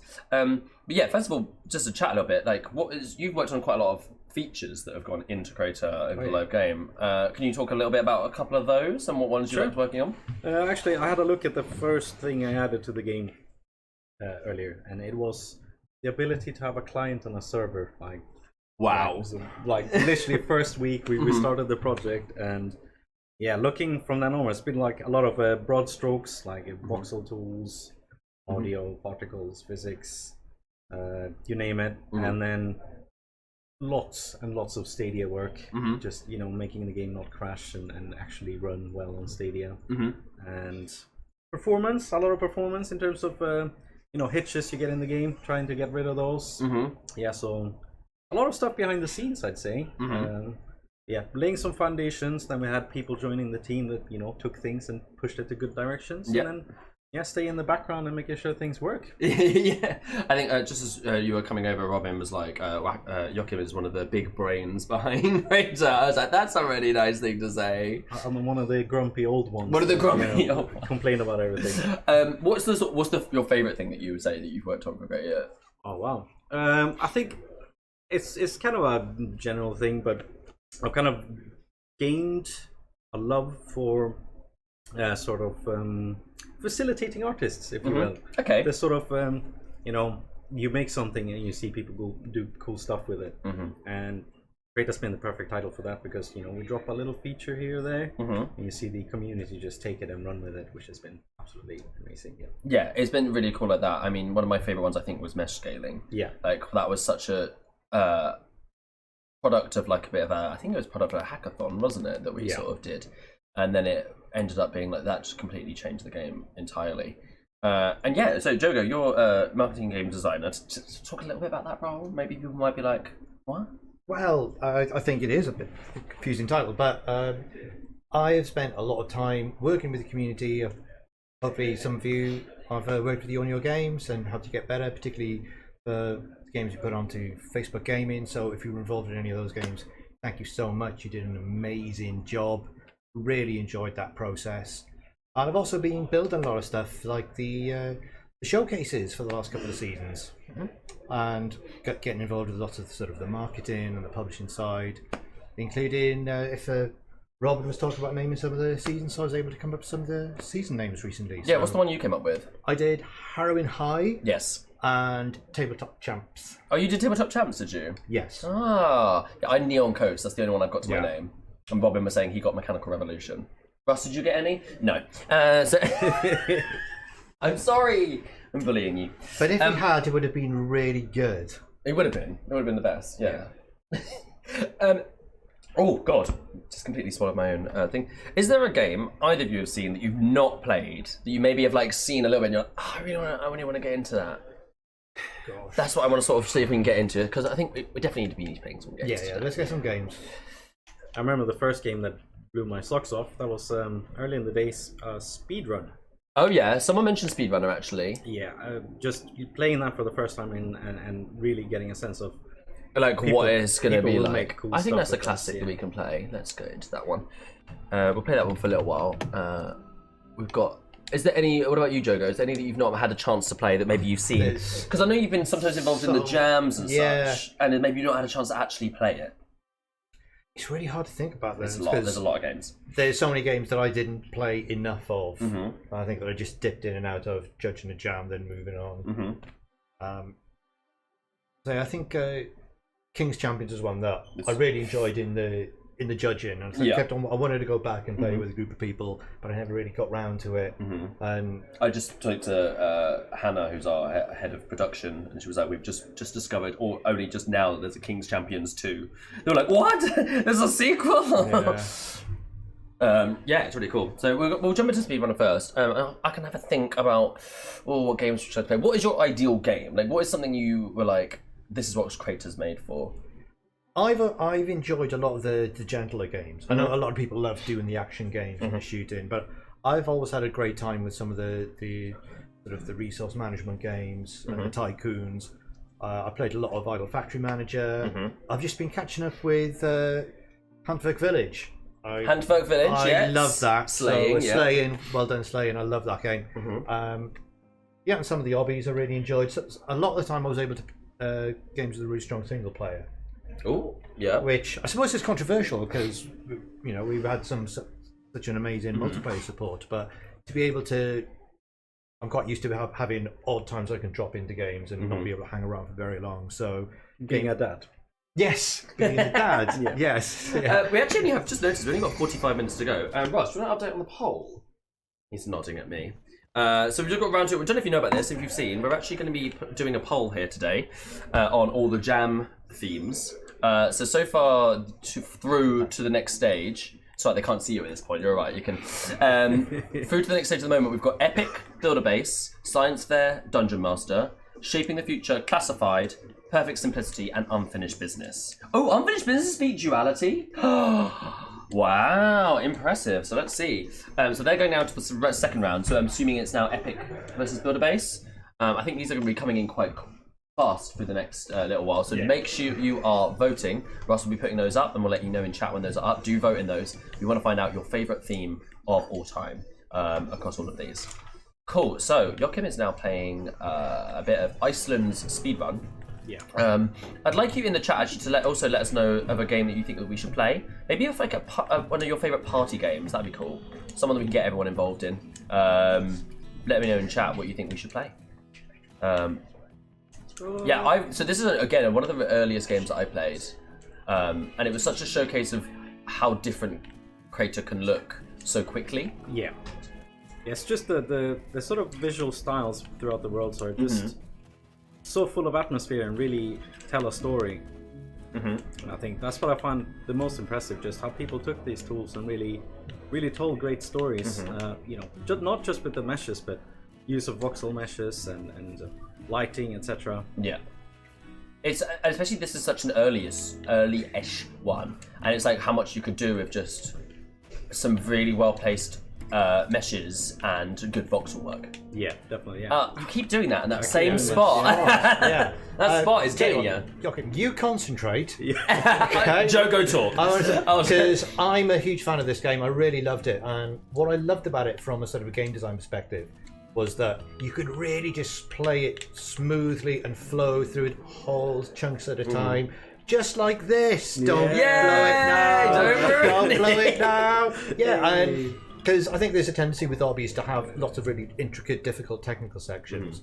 I love the confidence of this, just to say, run smoothly, have fun. I think it's a lovely game. It's one of the ones I really like. And they weren't the environmental. Yeah.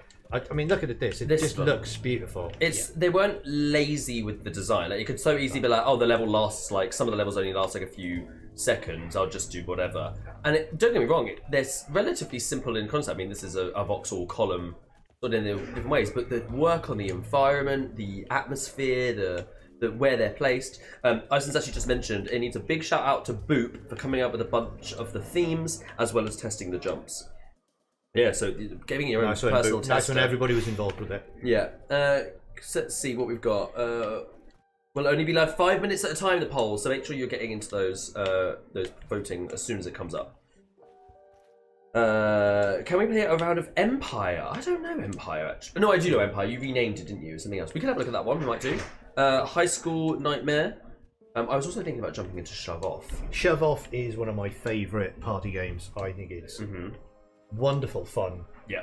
And you get to run around dressed as a barrel. As a barrel? Well, There's- you're going to be playing on my account. I've actually unlocked the arcade machine. Oh. So Okay. you can now play as an arcade I machine. think you were knocking me off for dressed as an arcade machine quite a lot last week, so... Joachim, you want to... Oh, there we go, you did it. I was going to say... Yeah. Oh, like this one's, This. again, a complete different thing. I feel like we need to play a Rust game at some point as well, with Rust sitting over here.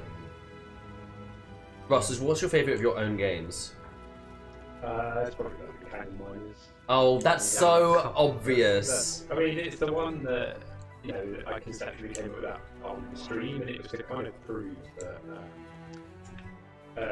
tycoons were possible. Mhm. So, like, it was the first tycoon, it kind of kickstarted that side of it to it actually, you know, fundamentally became a big part of what everyone does. So, yeah, I was really pleased with that. It's been a fun one to support, having all the mysteries and stuff. So. And it's got a secret door in it. And it's got a secret door. Oh, Crayta and secret doors. This is the first game I ever played in Crayta, a speedrun. It is, yeah, I think it's definitely up there with some of the first I ever played, for sure. Yeah, I think it's one of the first ones I played as well. Gotta give a shout out to Escape the School as well. That was another one where when I saw that, it really blew my mind. We've got another guest coming along soon. I just the fact this has gone It's from really compelling to just watch. just what I'm You just just like watch it. like I played this so many times. I'm just sitting there like it's just so nice it's to so look at. Beautiful, and it's also the enormous tension that is Joachim going to fall off Yeah. in the same place 15 times again. But yeah, Just trying to get to the space level so I can do the shortcut. is it a shortcut or a cheat? Yeah, well, What would Robin say? So I'm going to try and get you now, Joachim. What was your favourite moment in working for Crayta? ooh, that's a good question. Thank you. I think Came up with it myself. staying late, fixing Stadia-related graphic bugs every release is probably That's your the one. favourite. Yeah, I believe you. Staying late. I mean, kick it while it's dead. Yeah. Why don't you? Hey, it was a great platform for us. And we got Definitely, yeah. Hey, well, absolutely. We wouldn't. It's so funny. It comes with the job. Phew. We saved it, I think. What are they going to do? Take our channel away from us?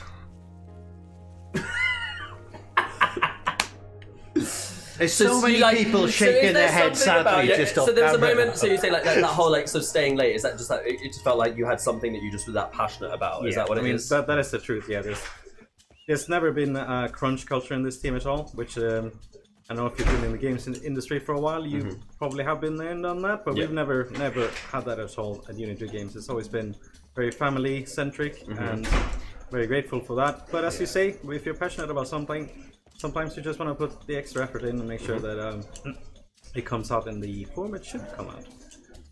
Perfect. Well, I'm gonna go because we're coming up some time now. We've got Tack here now. Hi, Tack. Tack's gonna come say hi. So if one of you would like to go and enjoy yourselves, I'm happy for one of you to stay, so that we can sort of carry on the chat. Oh, look at not the hacks. Oh my goodness! Look at There that. we go. Secrets. Wow. You could get banned for stuff like Yeah, that yeah. for Well, having a yeah. time that's. Yeah, someone's looked at it and been like, I think Ison did actually say that he put in shortcuts. Shortcuts? Is that the word I'm looking for? Speedrun versions. But yes, so thank you very, very much. If one of you would like to stay, would one of you like to stay? I'd quite like to stay on. You'd like to if that's stay? all right. So thank you so much, Joachim, for coming and playing some games with us and sharing your experience with it. I'm sorry it was a little bit quick. Oh, that's great. And thank you for everyone that's been making games because, consistently just blowing our minds. Oh, 100% is what I say all the time. They were getting but- better all the time as well, which is a wonderful testament to the community. It's something. It's a sad thing as well that we were getting better and better all the time. But I think the really great thing about this platform has been that these people have now learnt new skills and they're now going to go on to whatever they want to do with this. And I know people have said that it's opened up something they never thought they could do. Like they've now made a game in this, so why can't they make a game somewhere else? Absolutely. It's been really, really powerful. And yeah, it's all down to people like you guys who have helped build the platform and make it as accessible and as lovely as it has been. So thank you very much. Cool. Cheers. Thank you very much. See you later. Take care. See you. Enjoy. Jogo. Tack would like to come round. Hello. Hello. Yeah, cool. Yeah, absolutely. Yes. Just hello, Tack. Hi. Yeah, Oh, we wow. just about see yourself. All right, okay. So some of you Shuffle over. might recognise Tack. He has guest starred on one of our streams before. You came from Mechanical Revolutions, Yes. all back then, and we Yes. talked about the sort of style of that. It was quite some time ago now. Yeah. That was the last time we saw you. Okay. So it's been a while. How are you doing? I'm doing okay. How are you feeling Thank at you. this? What I'm feeling is, I thought I was a really cool and logical guy. Mm-hmm. When the news was announced, I really cried at the Oh. office. I thought it was all right, but I went home on the day, and then following day I come back to the office, and I really couldn't stop crying. It's amazing. I just, It just really had yeah, that. ran into the toilet and cried. The emotionally I was really invested in really it. And, real. yeah, so It's really I'm like sad. I think a lot of people see it as they're like such a baby of theirs that we've put so much work into. Yeah, it's such a beautiful project. It's probably one of the best projects I would ever worked wow, in. that's amazing. I've been in the industry for over 20 years. I was going to say how long I've been in this Yeah, for.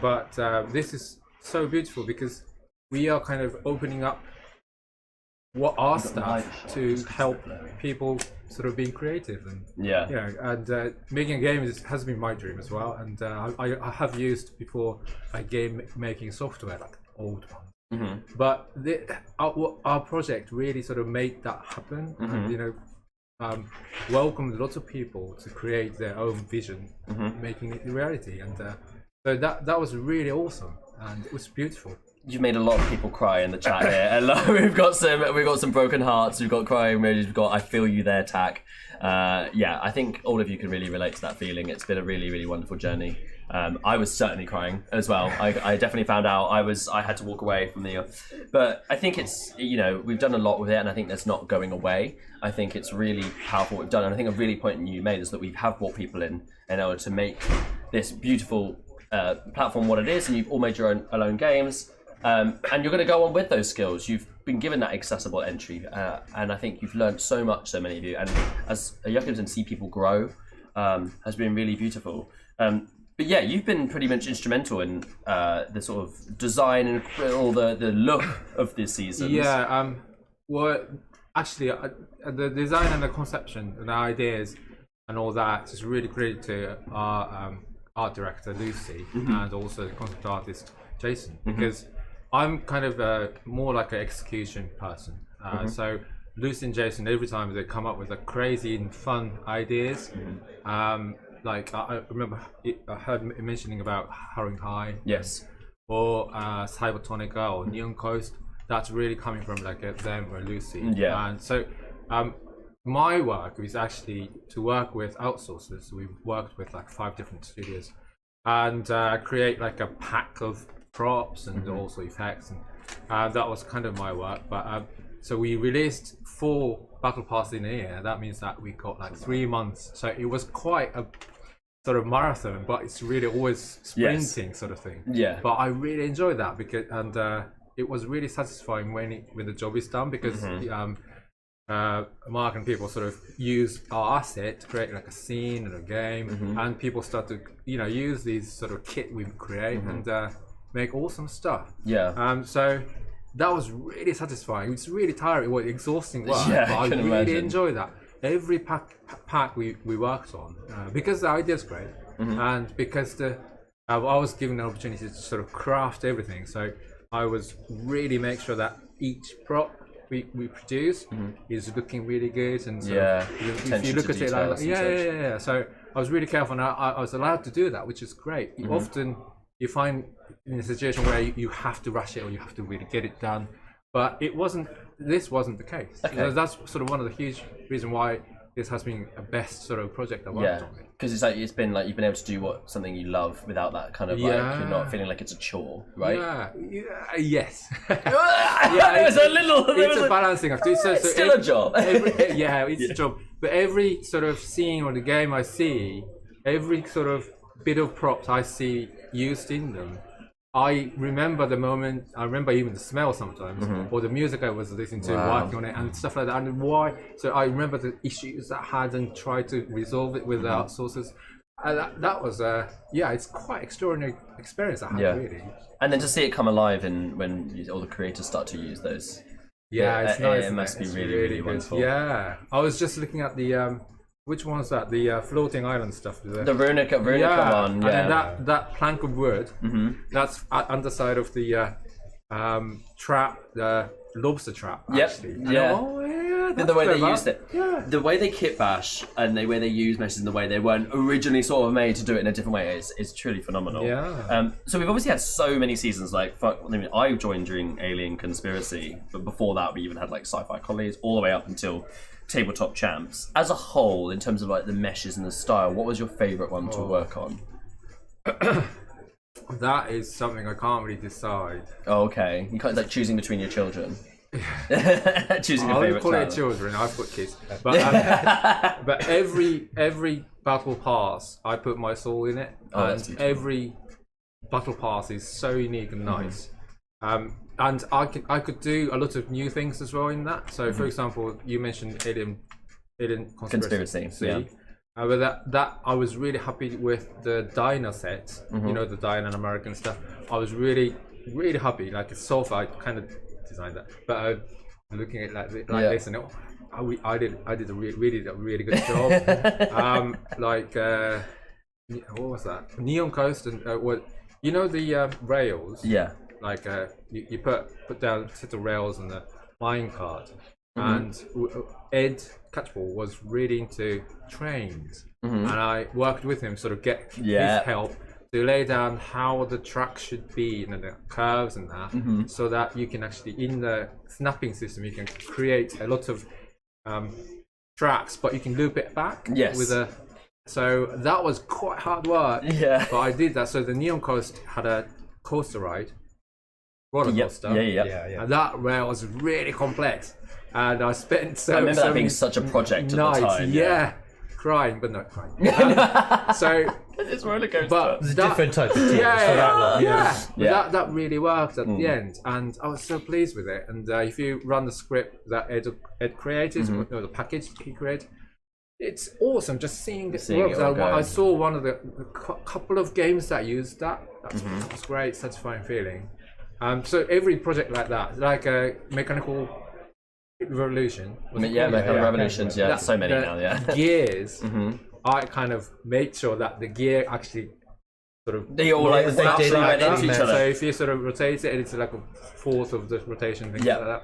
I remember doing that. I remember making a game with the rotating. It went along one of the tracks, like the gear tracks. Oh yeah. And I managed to get it so it literally fit in the exact. I was like, that is so satisfying. All that little things.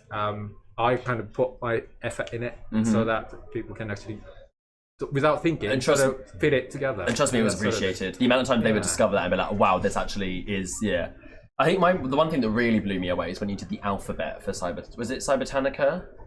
We've that's another thing really. And the cursive for Neon Coast, like where all the letters actually. Like all the neon tube signs and they all actually like you can just make the word in it. Each one connected to whatever other letter, and I was like, what? I used to when I was like high school. I used to love lettering, designing the font. So the first trial was really with a Dark Circus where we created a set of alphabets with a lamp sign, and then we created another set for Neon Tube. But the third one, the Cybertanica, was the we wanted to sort of create like a neon signs that looks like Oriental language, but it doesn't mean anything to the language. I'm Japanese. So I kind of, in a way, designed the system where it looks like Korean, Japanese, or Chinese, but it means nothing. So you can actually freely use it without. It's like what's the word for it? It's like suggestive of almost. So it doesn't mean anything. So you can freely use it to just decorate your scene with the neon signs and stuff. So I was really happy with that achievement. It was wonderful. That was one of my favourite sets actually, Cybertanica, and they're using all those neon signs with the Cybertanica is my favourite. The text, the sort of the faux kanji stuff. It was it just was so wonderful to use because you could embed it into really sci-fi worlds or you could just put it into, if you're making something quite sort of modern day, you can easily do that and just bring some real life to it. And so that's one of the things. I did huge amounts of building with a lot of these asset sets like Harrow and High and Cybertanic, and I always really enjoyed just filtering it down to just that season and finding so many amazing things and stories you could tell just by laying out little selections of the assets. So I think you always did a fantastic job. The whole art team. Yeah, the art team is really just a tour de unleashed, force. unleashed the creativity just in terms of visual storytelling as well as what the community were able to bring with sort of the games they created. And we hope that we won't say too much, but hopefully some of this stuff will live on in a way or so. We won't talk more about that, but the stuff within Crayta, that beautiful art assets will be living on. We hope indeed. I'll let you go, Tak. Thank you so much for joining us. All right, well, thank you very much. Thank you so much. It's been an absolute pleasure for you to talk to. I can see all the messages of people being really, really happy to speak to you. So, I'll let you go. All right. Thank you really so much for dropping by. Thank you. Let's check on the poll before we go to the next bit, I think. So we're now to the top 4. Oh my goodness. Okay, Jesus. So top 4 now is Build a Base, Dungeon Master, Shaping the Future, and Perfect Simplicity, which I could have bet that those were going to get to the end, actually. So this was actually definitely your predictions. This is my predictions. This is not actually your votes. You really understood. You understood. Couldn't have a better community manager than somebody who actually knows what everybody's feeling. I'm actually not a person. I'm just a hive mind of all of you. So one vote is underway. Is that right? Yeah, it was kicked off. So you've got to vote for Build a Base and Dungeon Master. Vote for that one now. And we're almost there. We're almost there to find the final one. Should we play a quick video? What about not the UGC one, the other one? I just played it. I'll play it again. Did you actually? The one with all the seasons? Okay, well we're playing that anyway. We're playing that.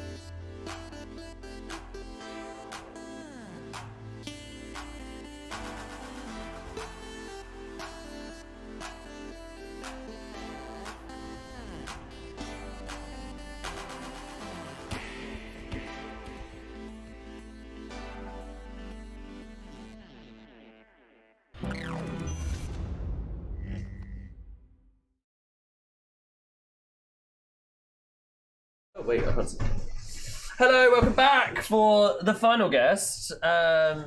This is Andy Shenton, who Hey, everyone. has not been on stream before. I mean, this is our. What is your technical, actual, official role now? What's the wording for it? I'm the head of studio. Head of studio. Yeah. There we go. Head of basically our boss. Like all of Unit 2 Games, head of studio. In our lovely. What, I mean, is there a little thing? Representing with the Crayta bathrobe. A Crayta bathrobe that someone at some point went. We're going to get some staff like memorabilia. It's not going to be the typical one, and you'll be surprised by it. Like, who wants one? It was a bathrobe. It was a bathrobe. Before we get into this, I'm going to go through some of the messages that you all sent during tax, because I really want to read these out. So Crayta really has been this perfect storm to release right at the start of the pandemic and being able to pour so much excess time into the platform with the rest of the community. Just to double down on the sentiment, 30 minutes before the end, Crayta afforded me my first full-time job in the game industry and got my toe in the door. Will always love and remember this game forever. I will always remember Crayta has been the platform I was able to quickly experiment and have fun going directly to the idea. It was so easy and cool to do your ideas here. Just to go through just a couple more. So sad to see Crayta go, but so grateful for it to exist. Psychosis says Crayta was a pivotal moment for me. It made it so easy for me to publish and share my games, connect with an amazing community, and collaborate with talented people. There's so many messages there that I won't go through them all. Russ is going to scroll down for me a little bit. Oh my goodness. A lot of us have memorized every asset in this game of Crayta. It's permanently locked in our minds. Tack got them all emotional. Tack got them all emotional. So you brought me on to Tack call was it. Tack was like, yeah, I could not stop crying. We were all like, oh, like, Yeah. I mean, the emotion from the team here. This is a 5.5 year journey for many of them. Like when we decided that Crayta would run its course, it was a pretty difficult time in the studio. It's been an amazing ride though. Like I remember 5.5 years ago now, we were there. Our community were there with us at the beginning. That was the really weird thing, was we started developing a game with a community of people, as well as our sort of founder, who really got faith in the idea of what we wanted to build. It was very strange. I've never been part of a game development before where we'd actually got a community that we were live testing with. Like a couple of months in, the first versions of Crayta were being informed by people on the publishing team who were doing live sessions with the community and sort of going, this doesn't work. I can't lay out the voxels. How is the scripting going to work? And literally day by day, we were sort of coding and building the system that was going to put that together. That early time was a really interesting part for me. It really stood out in my head as being a really unusual and new way of doing games development, because we were actually building the system hand in hand with the community team. It's such a long time and so many memories. It's hard to sort of summarize. Another one that was really great was we were trying to figure out if the game would work for like a younger audience.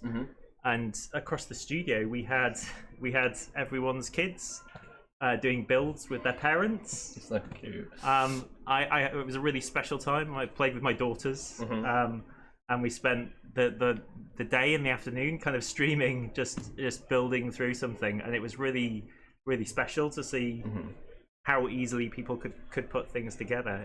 It's really been really amazing. But like, what's fired us all the way through it, what's kept us going all of this time, is just seeing the amazing things that people put together. God, yeah, it's been so wonderful. In fact, we're just going to start playing a game just because it'd be quite cool to play games while we're talking and things like that.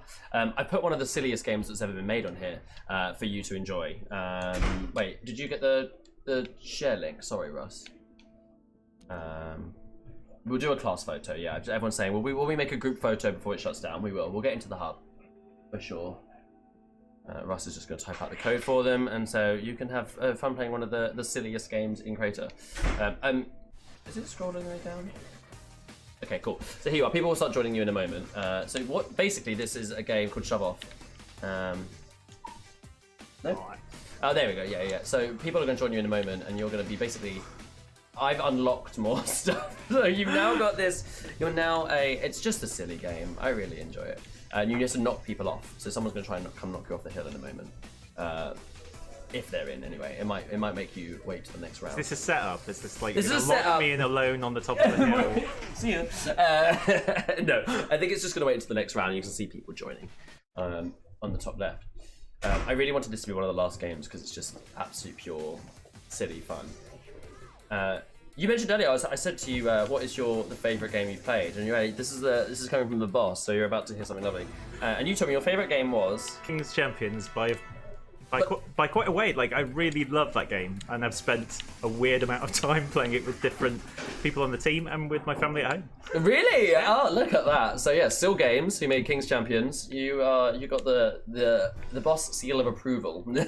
He loves it. And you found out there's a King's Champions 2. Yes, which is the Siege sort of version. pretty spectacular, that one, in terms of like how they've moved it on as well. Yeah, and my favourite thing is the camera shot that they do that felt like very like the Lord of the Rings, like where all the orcs are lifting the thing up. I had the same memory, right? Like Yeah, the Lord yeah. of the Rings online game. That sort of shot. Exactly. Yeah. I think the Champions game jam that we did was that like the first mega jam that we Champions was the first mega jam. Yeah. Yeah, like the Champions jam was pretty spectacular overall. Like not just King's Champions, but the stuff that came out of that.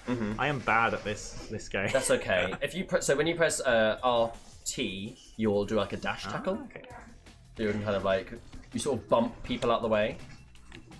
Yeah, you see, you kind of like it's like a kind of I don't know how to explain it. Yeah, a tackle, I guess. But yeah, I unlocked you start off as a barrel, and he added you can unlock yourself to be just some of his favourite meshes. And I've chosen to be the arcade machine. So I've asked everyone, obviously we've had so many seasons and such across it. What has been your favourite season, just like as a general? I think I'm becoming a bit of a stereotype now, aren't I? No, I really like Strength and Sorcery. Okay, like, yeah. Like, just seeing we'd done sort of fairly modern stuff, and we'd not really kind of we tried. I think in the early days we explored it with Magic Castle. I think was one of the game jams. Yeah. That was up for pre me. Yeah. But Strength and Sorcery really. Or tackle yourself off. No, wait. You've got this. So yeah, Strength and Sorcery was one of my favorites. It's I think I would say it's my second favorite. It's really that sort of high fantasy, like magic, swords, medieval, like sort of really recognizable, but we did it with our own sort of Crayta flavor. The hub was pretty cool for that one too, right? My favorite hub. With the wizards versus knights. Yeah, it was. You had to craft projectiles to then shoot to the other side. It was the first time we kind of like made people sign up for a team when they joined the hub. So you either became knights or sorcerers. As well. Go on, okay. While you're doing that, what was your? So I spoke to Joachim about this, but I guess you'll have more of an overall because you've been here since day one, obviously with Crayta. What is your favourite moment, like something that the team achieved that you really went, oh my god, we did that? Oh wow, I didn't prepare you. That is a big one. Was it like a feature that came out that you couldn't believe we'd done? So it was really early actually. It was the first time we were editing while playing the game. I know that like this is like really digging through the dirt, but we didn't think it was possible in the first year to kind of like run the game while editing the game. And there was a pretty special moment where we suddenly started editing and playing and realized that we built something where you could collaborate and edit at the same time. Wow! So it was almost accidental. We were trying to reduce the time down, and we realised that we'd got it to 0. And you're like, wait a minute, what have we just? Yeah, so George's marvelous medicine moment. We've just been increasingly reducing the time it would take to get Crayta into an editable, reducing the amount of time it would take to get Crayta into an editable state. And we were building a game together, and we sort of fairly suddenly realised that there was no time there anymore. And it was a genuine revelatory moment. But I think my favourite community one. Yeah. Okay. It like remains and will do for all time. The spider that was made. Oh my god, Mighty Co's spider. Yeah. That like. Every time Clockwork Contraption Strand. Every time we thought something was impossible, NPCs are impossible or Yep. racing games are impossible, some incredibly smart person Yes. in the community would make it their mission to prove how far wrong we were. How far are you going? Oh, you think you can't do that? Here's a fully Yeah. articulated, individual pathfinding mechanical spider that I just made for a jam in a week. Like, I think that stuff really like kept us going as well all the way through. Like, seeing the energy that was being devoted Right. to working around the restrictions meant that we then went and made NPCs. Meant that we then went and made additional physics systems. Like we added things because we saw how desperate people were. I remember seeing the cutout NPCs somebody had put in a game. It felt a bit like that moment in Home Alone where they're on the train lines and was so desperate to get NPCs in, they captured an image of somebody in Crayta, then cut out the image and then put the image in their game as a billboard. The workarounds. Yeah, the workarounds are real for the NPCs. Someone used to make voxel people. Yeah. Splogster was famous for his Splogs because he was like, I really want NPCs in my game, so he'd make little voxel people. It was really good. What was I going to say? I think it's that cyclic thing, wasn't it? It's like we would build something and then they would sort of push it to another thing. And then I think for me as a community manager, I would constantly be like, seeing something that they've done and be like, oh my god, wider team, like, you know, look what they've done, like this is something that we should be like, we could do this, we could take that further. We were pretty critical of ourselves for that stuff, actually. We were like, look at what they've had to do in order to look how much they would want to use this. Look what you've forced them to do. Yeah, Lord bless our development team here. Like everyone on the team would take those things as being very personal. I don't know, not quite insults, but certainly slights that we needed to fix. The reason why we got NPCs this year was down to those figure cutouts and the kind of like spiders that were put into the game. That spider that's Mighty Co. He's just some next level sort of creation. I think he's got a package that nearly everyone used called Mighty Animations. That pretty much everyone uses their own, like, to make anything move anywhere. He's just a technical. Some of the things he did were just consistently blowing our minds. And did I show you the digger that he made? He made like a working digger that would dig out voxels from the ground. It was a whole thing. So in the meantime, we are just gonna. I've sent a little link out. Well, Russell sent a link out to get to the hub, so we can all come here and take a group photo. So don't know how many people can fit in the hub. Do you remember? 20. 20 in the hub. Cool. So we'll wait for you all to get here. How are we doing on the polls? We've been voting for the best jam name during the whole stream. Have we got to the end? We're on our final two. Oh my goodness. Okay, so Dungeon Master and Perfect Simplicity are our final two. So by the end of the stream, we'll know your favourite one. Are you going to run that now? I'm about to kickstart that one now. So yeah, Dungeon Master versus Perfect Simplicity for favourite jam. That is going to be so Perfect Simplicity was the one all about mobile controls and taking a simple concept, and Dungeon Master was very much around I want to say strength and sorcery. Am I right? Yes, I am. It's a strength and sorcery jam, build jam. So that's really cool. What have we got here? Can only have 20 people in the game. I know, T-Bomb. That's sort of we wouldn't take a good picture. You wouldn't believe how hard we tried to move some of these things for you. Really? Like mesh scaling was something that was asked for. Like in the very first time we asked a community poll. Like it was like one of the first things, and our engineers were trying it on and off for about 18 months, I think, trying to build different variants of it that would work well. Yeah.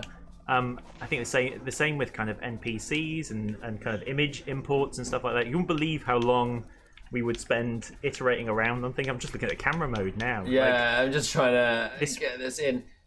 I think I never asked myself it, but I was going to say, what was the biggest change for you? Like, what was the biggest feature that you were like? I mean, mesh scaling is an obvious one, but for me, I really think it was photo mode, because it just suddenly changed everything about, like, I could put all these social assets online and show off the game as amazing as I know it looks, but just having that photo mode was perfect.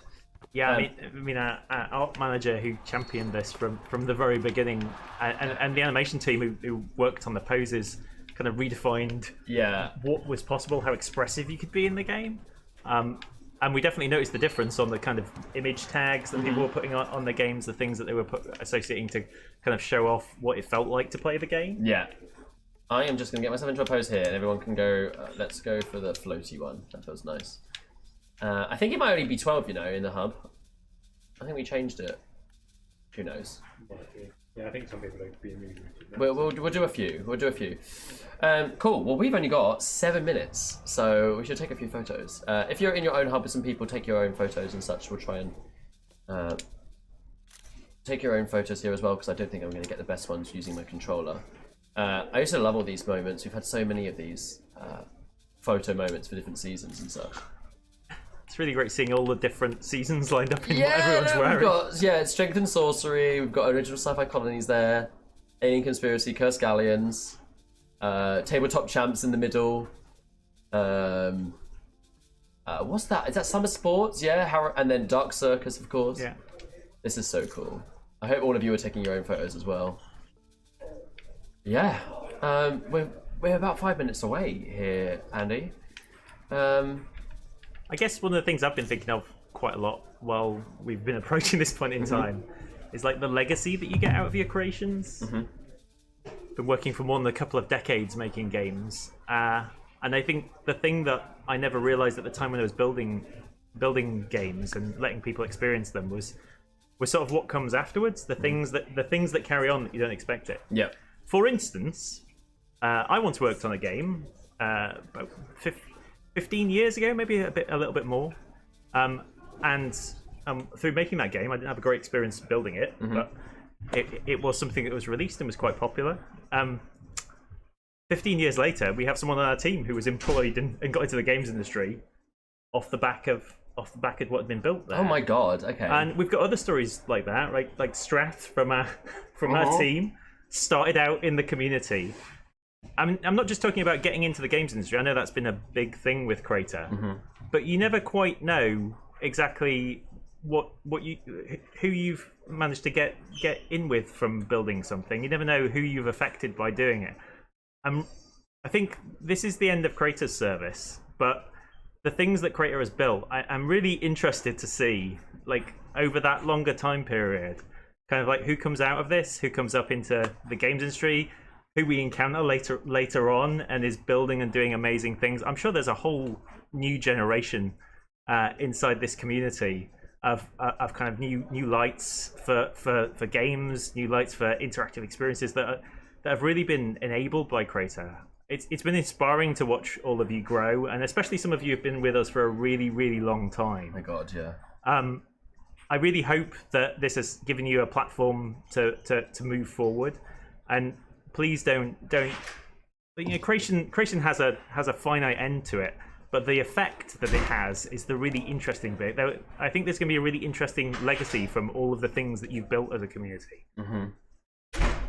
Yeah, I couldn't say. There's nothing more I can say on that. It's been a wonderful thing, and I've said this to so many of you that I can't wait to see what more you do, what you do into your future. I think this has really stepping stoned a lot of you. I've heard some of you say, I didn't even know I could do game creation. It awoke something in me that was so accessible that I was like, oh wait, I could do this. I can go on and do more stuff now. And some of you have made it your career. Some of you have made it your newfound hobby. That's sort of something that you didn't realize could be so much fun. Yeah, I really have been amazed at all of your incredible stuff. I think most people who have come here said you just constantly surprised us. And growing with that, and yeah, it's been a wonderful journey. This team is so proud of everything that we built with all of you, and thank you for being with us with it and for helping us grow with you with the platform. This team is absolutely incredible, and we're all staying together with Andy at our helm. And we're all going to continue to make something amazing. Please, I really hope you'll sort of keep your eyes on us and what we're going to be up to. It's all good. We're going to keep making awesome things all together. Before we've got 3 minutes left, so we're about to find out the favorite jam. Let's find that as the last final thing. 2 minutes. I've literally just been given a this. It's definitely that way around. Anyone want to do anything? Anyone want to? No. I think we should really say like thank you to everyone who's been, no matter how long you've been with us. 100%. If you've just joined the stream today, if you're watching it later, like thank you very much for all your creativity. Thank you for everything that you've done to kind of inspire us in building the game. I should also thank the development team as well. Thank you everyone who's in the studio, who's worked on Crayta and kind of got us to this point. As I mentioned with Crayta, kind of like starting with our team and with our community, like we will be doing other things, and kind of like watch this space. We will find a way to include you in kind of like where we go next, if you're interested in that, and if not, we're really excited to see what you go on and do next. Please continue to build excellent, amazing, inspiring things. Thank you so much, everyone. It has been. Oh, that never happens. That's it. God. Yeah. Yes, I'm very famously emotional, and but yeah, this bit even gets me. It's tough to see it shutting down, but thank you, everyone. It has been an amazing journey. Thank you. Yeah. And thank you, AJ, and the wonderful team here, like Russ and everyone responsible for the streaming and kind of keeping us in touch. It's been amazing stuff. I'm so glad to have gone on this journey with all of you. Yeah, thank you. Thank you all so much. I'm seeing all your messages. Yeah, it really has been an amazing journey. See it come to an end. Glad I was a part of it. Thank you. Gonna miss this. Anyone else getting teary-eyed? No!